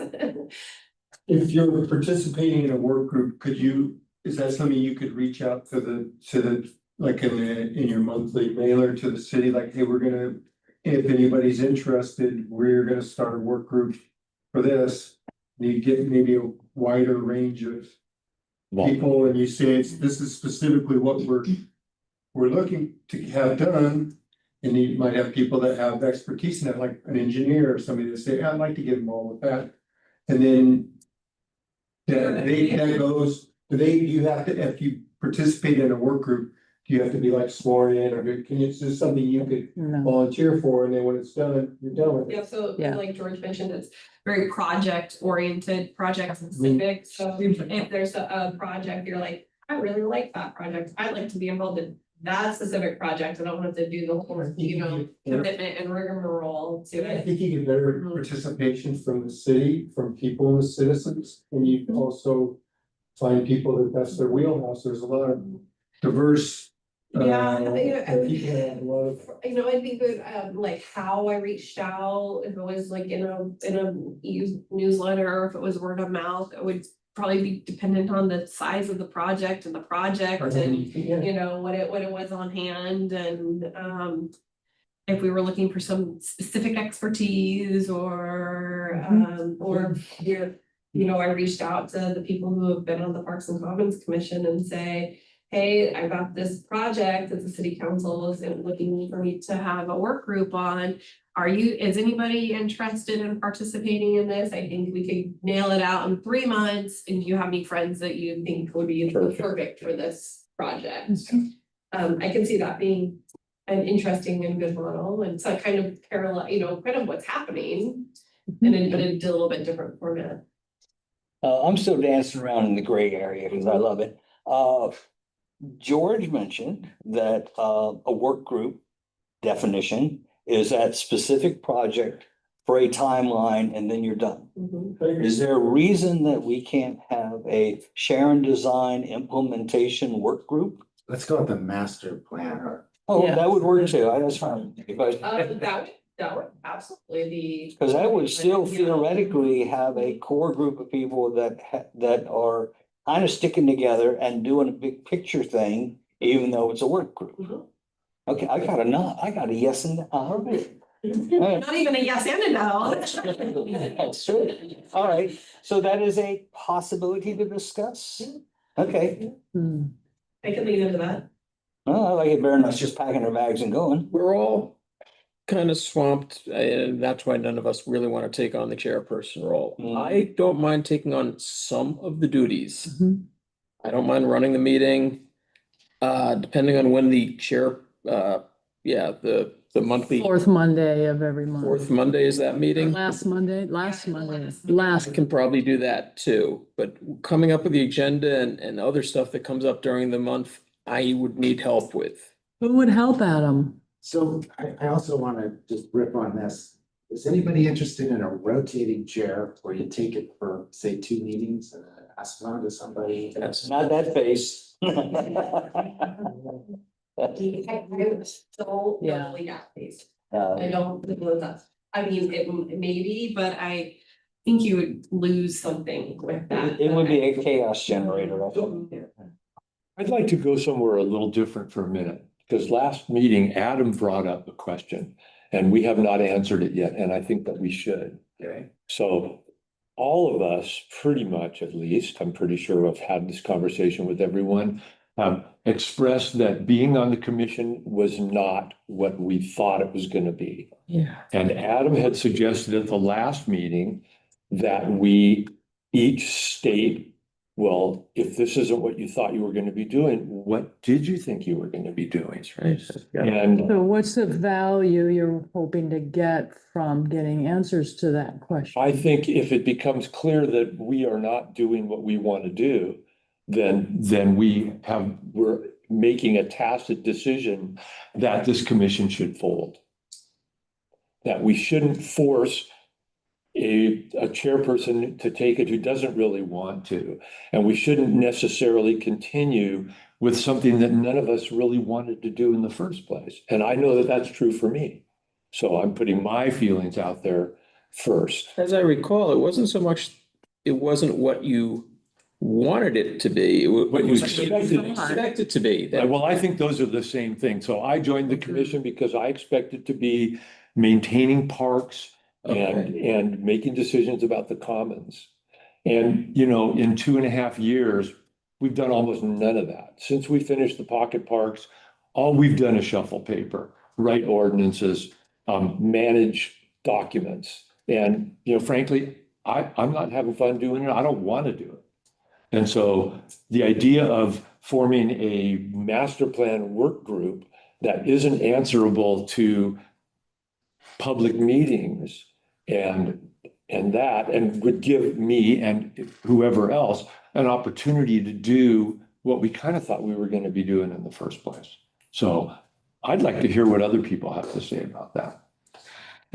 So when you said that you were managing parks and whatever it was, you said. Making decisions about. What kind of thing did you think you'd be doing? I thought we would be doing what we did when we planned the pocket park. So we would be talking about plant design and layout, designing parks. And you know, certainly there's some overlap with what Trails does. I thought we would be doing more of that kind of stuff as well. And then with the commons, I mean, when I first joined this commission, Crystal was the new commons coordinator, whatever her title was. And she would come to me on a regular basis and ask me for ideas about lighting in the commons and about the sound system. And I was being approached, and we were as a group, about things that were actually being implemented in the commons and to actually action. And it's turned more into writing a noxious weeds ordinance, writing, how many months did we spend on whatever policy 5, whatever that was called. Gifts It's and like, donations. you know, to me, that totally turned me off to even be in it. So Mhm. I'm I'll still getting emails about I'd still like benches to too. hear someone else chime in on this. I'll chime. I came into this, with the Old English concept of commons. I had no concept and I was real surprised when people say, no, we mean the commons building. Okay, the Old English concept of common is any shared public space or all shared public spaces. And I came in it with a overview mentality, where we would, in the same way that, you referenced designing the pocket park, saying, this is what we want, this is what we're gonna do. I came into a concept of we're gonna contribute that to the city so that the city's development maintains the values that we share. And so that the city's development blends in and merges and works together, okay? So for me, the things I've enjoyed is the Sharon design work, the working on the remodeling and the moving the project forward. And I don't have a big joy in redesigning bathrooms per se, but doing it as phase one leading into phase two, leading into phase three, and creating the city in some ways, like just advisory, but we're still going, we think it should look like this, we think it should work like this. That's what I came into it for. So with you, again, I'm not sure why we're talking noxious weeds. I'm not sure why we're talking reworking all these policy pages that we're not even sure we should be cover what we should be doing. But I like the design work and the planning work and the ability to pull a common thought together, to sit down with people and go, well, what do you think of this? What do you think of that? I think it should look like this. And since we're advisory, kind of cheer on the development of Yachats and make sure it goes the direction that we want it to. All right, Yeah. Jill, I started, came into this from maybe a different angle because I was working when I first got here, so guess I was bored in the winter one day and I got they got me in a week moment and I actually thought it'd be good. I thought I would be involved in getting more people that it seems like a lot of what the use of this building is for people that are retired and have a lot of free time. I was thinking we get involved in ways so there's a broader sense of the community that maybe doesn't, use the commons for different things. And then also, the church here in town seems to do a lot of stuff outreach that maybe the figure the commons would get involved with. And I just thought it'd be more, just thinking of ways to make this an all-inclusive place for every citizen, not looking at the noxious weed policy or what was the first thing that was plaques on the benches and Yes. we have a plaque. Yeah, that's another one. Yeah, rock. That's not kind of what I thought it would be, but that's why this whole work group thing sounds better to me, because there's things that I could get interested in and go, oh, I'll help with that, and then 3 months later, I'm done with it. Then you can take on something else or take a break and then. The break, I could take where something this else. seems like more of a commitment, and it seems like every month is like reading through a lot of administrative stuff that I read through for 30 years, and I was getting away from it. Amen. That's Well. Well said, John. Yeah. Well said. But. Very honest. You have more on that list? Oh, I do have more, but So just so I can get my head around that last, what was it, Thursday meeting, last Monday? Meeting, Monday, the chairperson meeting. chairperson meeting? Yeah. It's the last Monday? Is that where the agenda is created? No, No, well before. a separate meeting. That's a separate meeting. All the chairpersons from all the commissions and Bobby and the mayor Yeah. meet and just kind of roundtable. It's like my favorite meeting. You Yeah. hear so much about the. Yeah, I enjoy those. Yeah. I'm glad to take those on. I enjoy those meetings. Even come back just as a, what's that? Careful what you say. Emeritus? I do have one more thing to add. I didn't want to be another layer of bureaucracy, and I think sometimes that's what we are. We're like another, we're slowing down progress sometimes. There's enough competent people around the city that we don't need to involve ourselves in some of these little details that. I would agree with that, and I was gonna say that, and I forgot to, and that is, when we came on, the city staff was a shambles, Yeah. as you know, and Bobby wasn't even on it yet. And now you have such a good staff, and it seems like what we're doing is just, why Rosa can do what we do.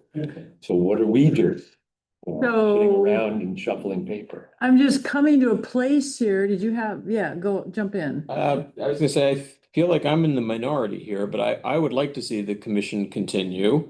Yeah, yeah. I also feel like we are, I think, almost done dealing with administrative policies and I mean, I think realistically, we've been tasked with a tree ordinance, whether we like it or not, and I'm sure Gio will.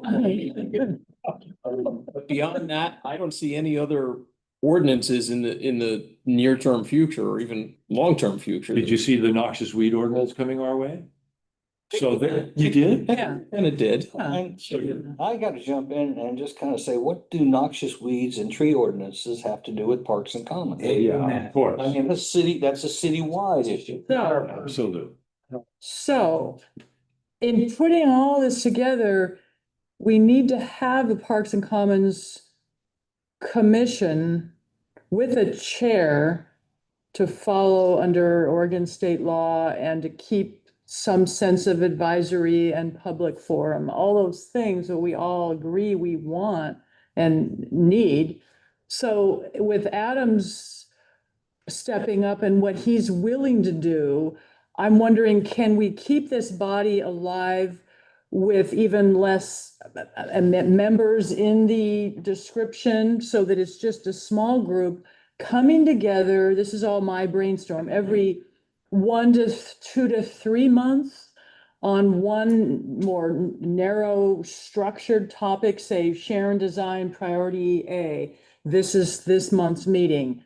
We're going to move forward with that. They could be hour-long meetings. I'm just throwing out to a way to keep this body functioning.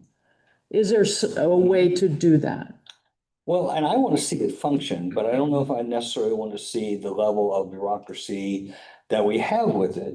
So Bobby's saying that we could have a master plan implementation work group without all of the paperwork and open meeting things appeals to me, because we could do just basically what you were talking about, and we could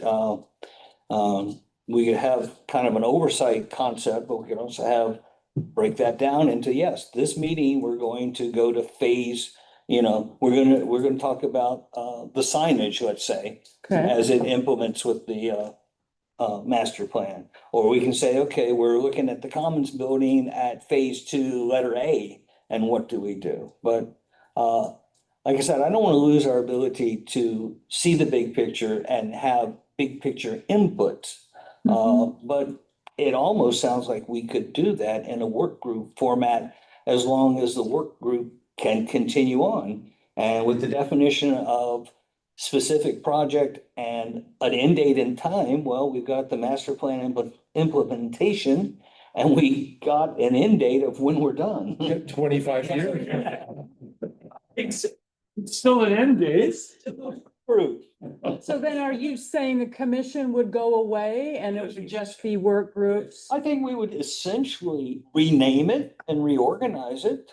But yeah, it would still serve the same function that I'd like to see it serve. I don't like the fact that you're basically, as a work group, losing your public input.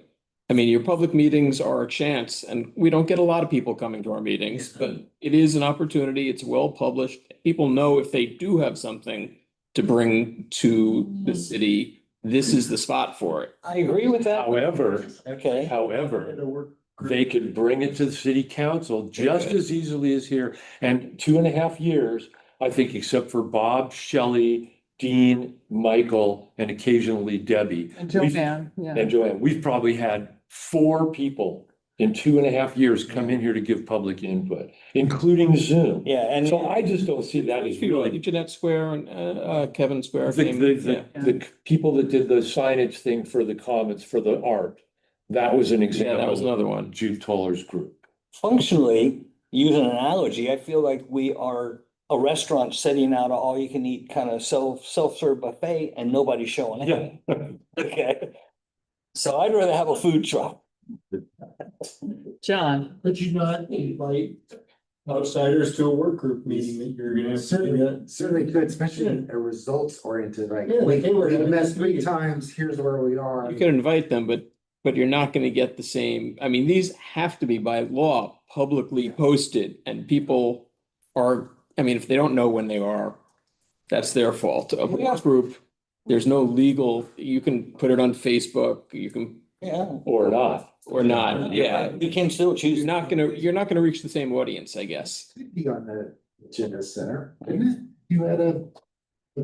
Well, I'm How was the outreach? kind of to portion of that point, I was thinking, if it was like a work group like this, you got to a point where like, this would be really good to hear what the public has to say on this, then it opens up, you can say, okay, let's put this survey together, let's put this polling together, let's email it here, here, and here through the city's e-newsletter channel and get public feedback that way, and also invite them to a public open house to like similar to what Sharon said, that we announced it, and anybody who wanted to come and have their thoughts heard could come and share their thoughts. It could be something that's like such a specific, hey, here's your opportunity to hear where we're at with this project. What are your thoughts? Mhm. Are we going in the right direction?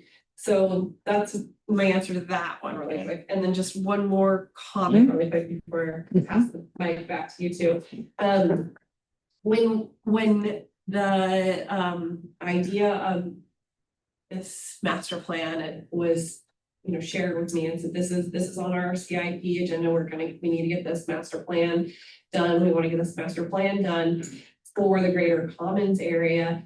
To me, it really aligned with the strategy that the city has lined out already with, there's a master plan for the water and wastewater and storm drains. And now there's a marketing master plan, and there's a commons master plan, and the water and streets, and that guides kind of the conversation that's happening generally with public works and streets. So when this master plan was coming out, we had gotten this group and kind of grown past the like, oh shit, this building's falling apart, we gotta do this and this and this and this and build it back up, kind of got everything structured now what? Well, now we have this master plan to look at, and we've been kind of in this limbo phase of waiting for this master plan. Now we have this master plan, and it's been kind of, to me, looking as the kind of guiding force for this commission, but I think that it could also work very well as a work group if it was the master plan implementation work group. Also, I think that it could work very well that way with having public opportunity. And I want to answer Adam real quick here because you're concerned about public input.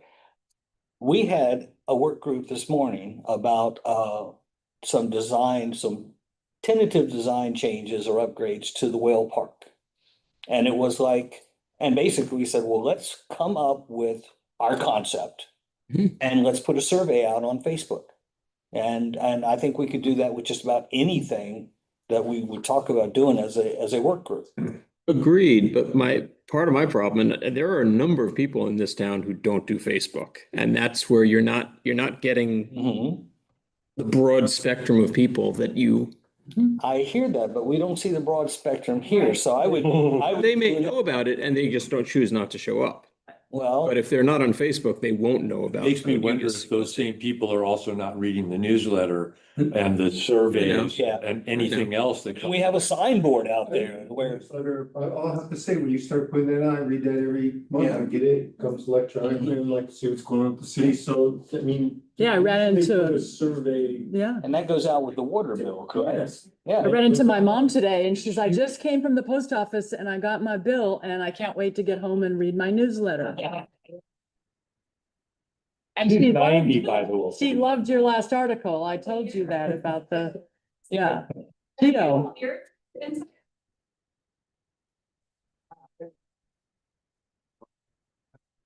I think we can top it here. Saving this commissioner. thank you, Gio. So the question is, you know, we don't only have the master plan. We do a Yeah. budgeting process every year too. How would we replace that? Let me answer that, because I have done the budget the last 2 years. Let's hear And your, I can tell you that after all is said and done, all I do is give it to the budget committee.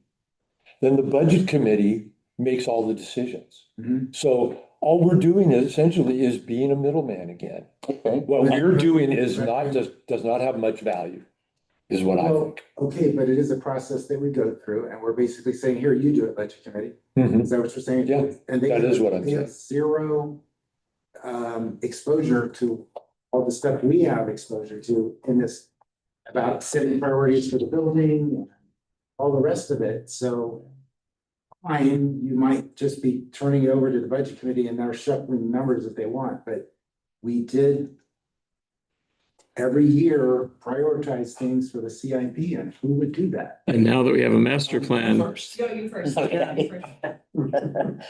Well, you know, we're talking about this new work group, or we're talking about essentially staying right here and changing our name. And I don't see why the work group couldn't submit a budget. I mean, it's not a big job, right? I mean, I don't get the impression you worked for weeks and weeks on it. The first year, it took a lot of time. So now if we turn that process over to the budget committee, it would be basically a slam dunk because it's already all set up and organized. All you need to do is plug in new numbers based on Okay. the data that I presented to you guys last time about what percentage of our budget we've spent. Right. All they need to do is look at that data and make any updates next year and just turn it right back in. It's not any more hard as it was at the beginning. And they would have that data from The same place we get it. Yeah, okay, all right. I get it. So, yeah. Bobby, what were you gonna say about the budget? I was gonna say that the work group,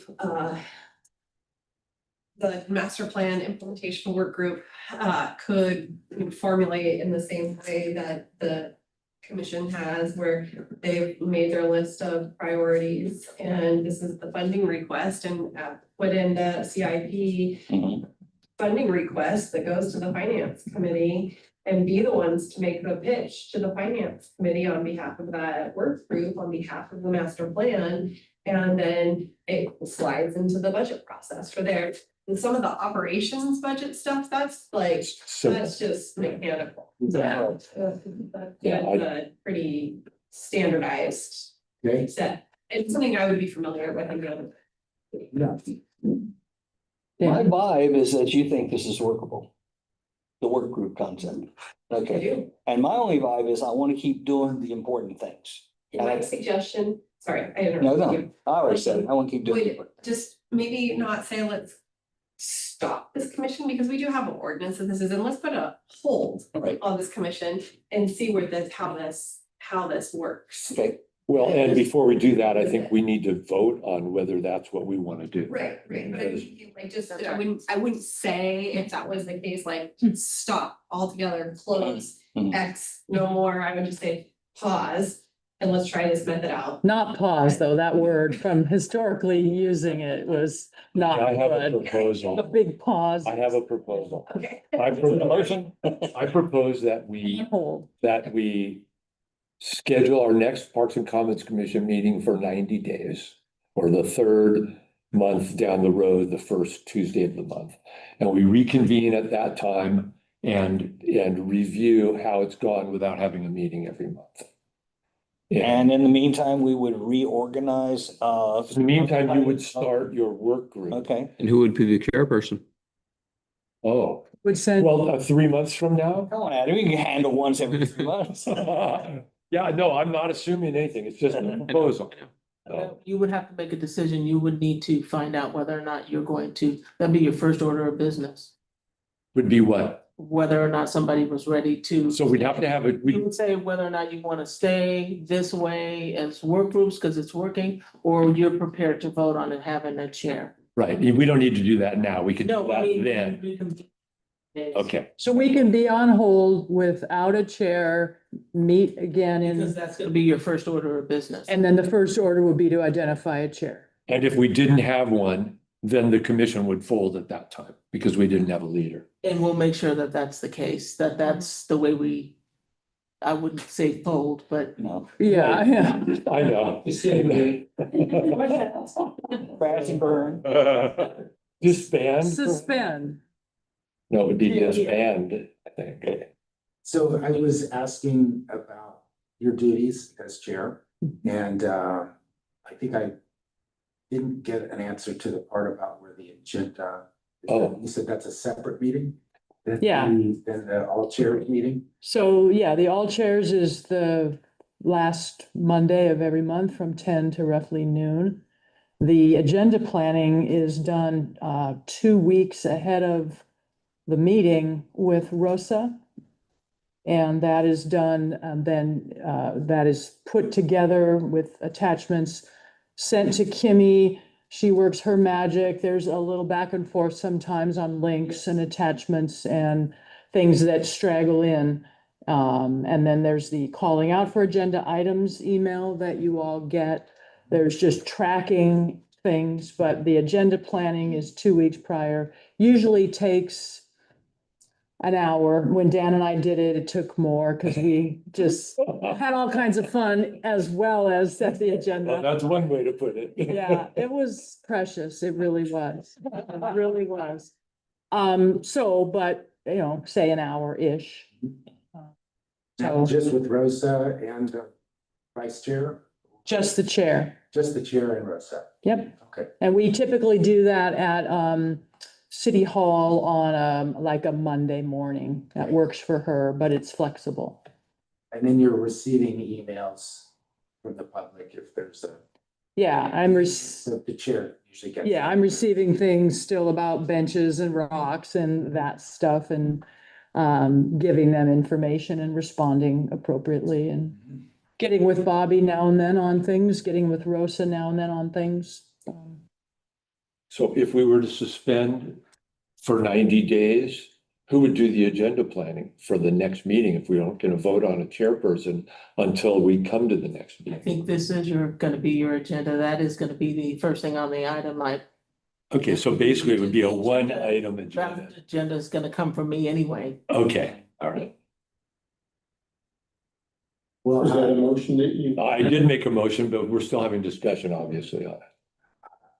I'm not comfortable with 90 days. It just seems like, I feel like if we're going to transform this commission, let's keep on this discussion sooner rather than later, not just let it glide for 90 days and see what happens. I would kind of like to be back here I would, next month and finish this conversation. That means we have to elect a chairperson in 1 month. We would have to anyway.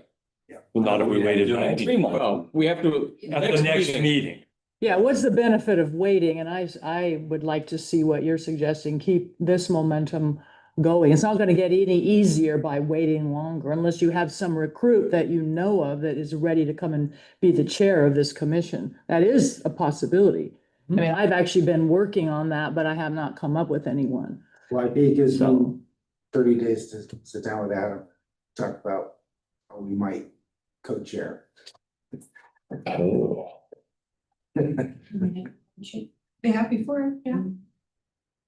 Yeah. The chair can then decide, as I did as chair, when I, Whether it's vice or co. and then It's about chose co. splitting up the responsibilities in a way that works for everyone. Yeah. And, you know, I think I'm on the fence about all of this. I think the conversation's been great. Obviously, I'm a fan of work groups. They're super effective. And Bobby's made great use of them, and her work group report is I love reading it. Yeah. I really do. And so I think there's also the opportunity here for work sessions to be the bulk of our meeting and Yeah. less this and more around a round table somewhere, maybe even in a different room where we're hammering out stuff.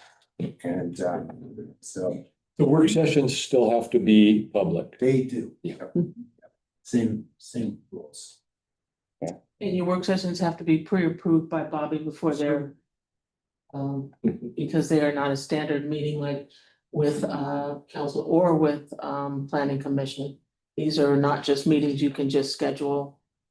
Okay, but we could conceivably schedule it at the time of our regular meeting for Yeah, the first hour, but we still have to Yeah, let her know. Approved Okay. by Bobby. Yeah. yeah, that idea appealed to me when you mentioned that. Planning does that. That sounded Yeah. intriguing. Yeah. Are we allowed to have this conversation outside of a meeting of like on the side of? Cause I'm just trying to figure out what, cause the work group to me sounds like that's where things are getting done. Mhm. And so what you guys seem to be wanting to hold on to the commission, and I'm just trying to get what it is you're trying to hold on to, if the work group is more effective, that's the question I'm getting is, what are you just afraid if it goes away, it can never come back, or? I think that's the question that I'm pondering for the next 30 minutes. Because if we can answer public input, which I think we have come up with a couple ideas, even in a work group setting, that's a big one for me. Budget seems to have been answered, in that operationally, it's pretty straightforward. CIP could be handled through work groups again. I don't ever want to participate in a tree ordinance, I know that. Oh. I'm just gonna say one thing about that real quick. This is kind of an aside, but I was in Vancouver, DC, earlier, well, I guess a month ago now, or in August. And I saw all the trees. If you guys have been to Vancouver, there's trees everywhere on the rooftops and whatnot. I was like, oh, this is pretty cool. Do they encourage that? So I Googled it and I looked up their tree ordinance. And it was like 2 sentences. Wow. I was like, this is how to do it. Obviously, it's Canada and they don't have to deal with Right. the legal things, but it was like, you can't chop down a tree greater than like 20 inches in diameter without a permit. That was it. I like, I'm gonna kind of do the devil's advocate or make a point, which is Gio just said that he considers work groups to be super effective. I don't think anybody around this circle has said that they consider the commission to be effective or even effective at all. Well, I'm happy to say that I think the commission has been ridiculously effective. Yeah, I Okay. agree I mean, we've too. written Absolutely. policies, we've implemented projects. We've given input and advisory We've recommendations. spun off work groups. Yeah. Absolutely Has it effective. been efficient? Maybe not efficient, but effective, absolutely. Okay, maybe that's the word I was wanting to use. And I would add that it feels like, yeah, we've gotten a lot done, but how much of what we've gotten done was Parks and Commons Commission purview? And how much was a bunch of other stuff that other people want us to do because maybe they don't want to do them? But I have one other comment before you guys jump in. John asked a good question, and Adam, I was curious what your answer is. John, could you ask the question again that George? What are you holding on to withholding if the work group is? Oh, I think Gio just enumerated a couple of them. The public input, I'm not comfortable in any other capacity that's not a commission. Facebook won't cut it. The newsletter won't cut it. I know I have people, I don't understand why, but they don't read that monthly newsletter. I'm like, why don't you, it takes 5 minutes to read it cover to cover. Right, but they also don't come here. They So- don't, but I know there are people, I don't think there's anyone today, but there are people who Sarah Moore, who just passed away recently, used to stream. Oh, Didn't know that. Oh. I'm sorry. Probably been about 3 or 4 weeks. Yeah, a few weeks ago. Anyway,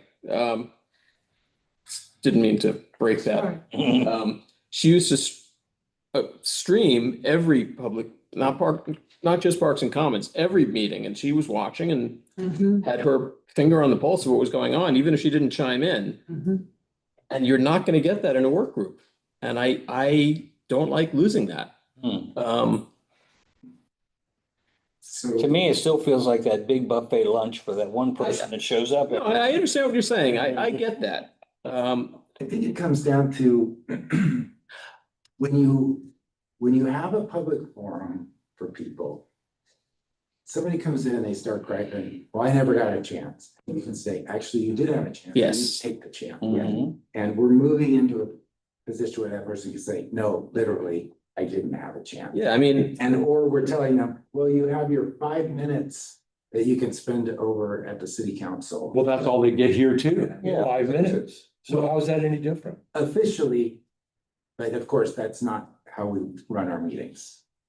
Mhm. We have public, as a public citizen presented to the Parks and Commons Commission before the pandemic, so 6 or 7 years ago, the Parks and Commons Commission, I had an Mhm. idea. As a public citizen, I came and presented to them. It was the logical place. But if you didn't, if there was no Parks and Commons Commission, what would you have done? Probably would have gone to the city. So there you go. That's kind of my point. But it was a Venue. parks related issue, so yeah, Right, but if there was no. I know. Is Commission. this layer needed? I think it's needed. Raise another point.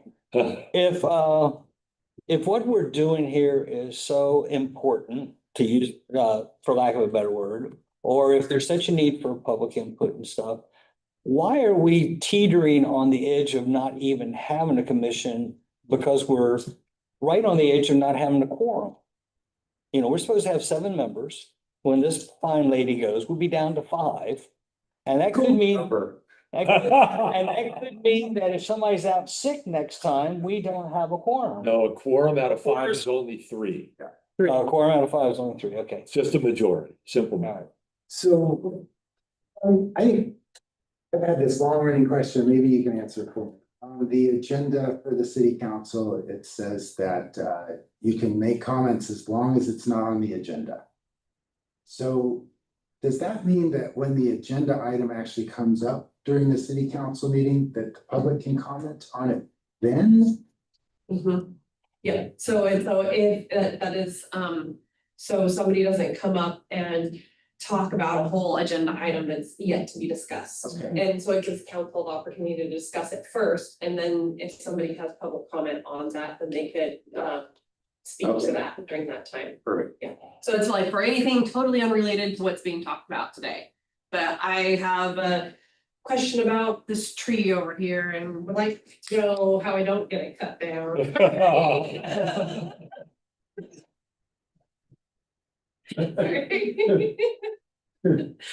So that answers that. So if somebody that would be coming here, this wasn't an option, they could go there and have Yes. that introductory point. Absolutely. Okay. I just like to offer one little point to take it or leave it. I heard a sentiment of like a little bit of fear of like, if we stopped this commission, would it just forever go away? I think if there was that on hold comment, so if it was decided that this commission right now, as is not serving the purpose of needed by the city or by the commissioners, it could be on hold and picked up as if it was there was a change in dynamic and it was ever seen that this commission was a needed asset to the city again, it could be picked up again, like it was just an on hold type status.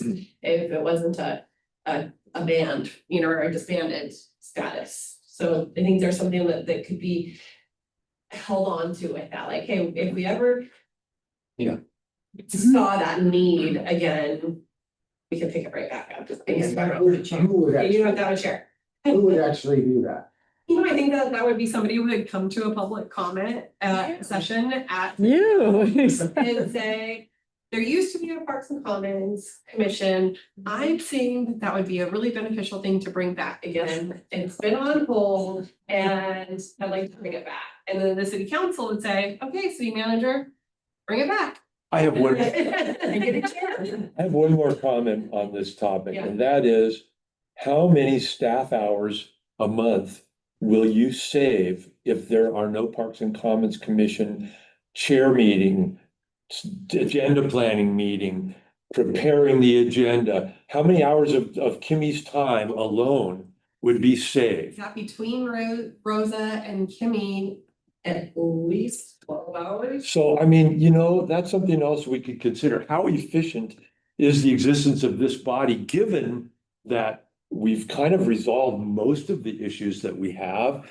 And it's gonna save the city a ton of money. Imagine what Rosa could do with those 6 hours a month that we're, you know, right now responsible for. So just one more thing to throw in there. And I don't want to get rid of what we're doing. I just think maybe we would be forced to change the form. Yeah, different forms.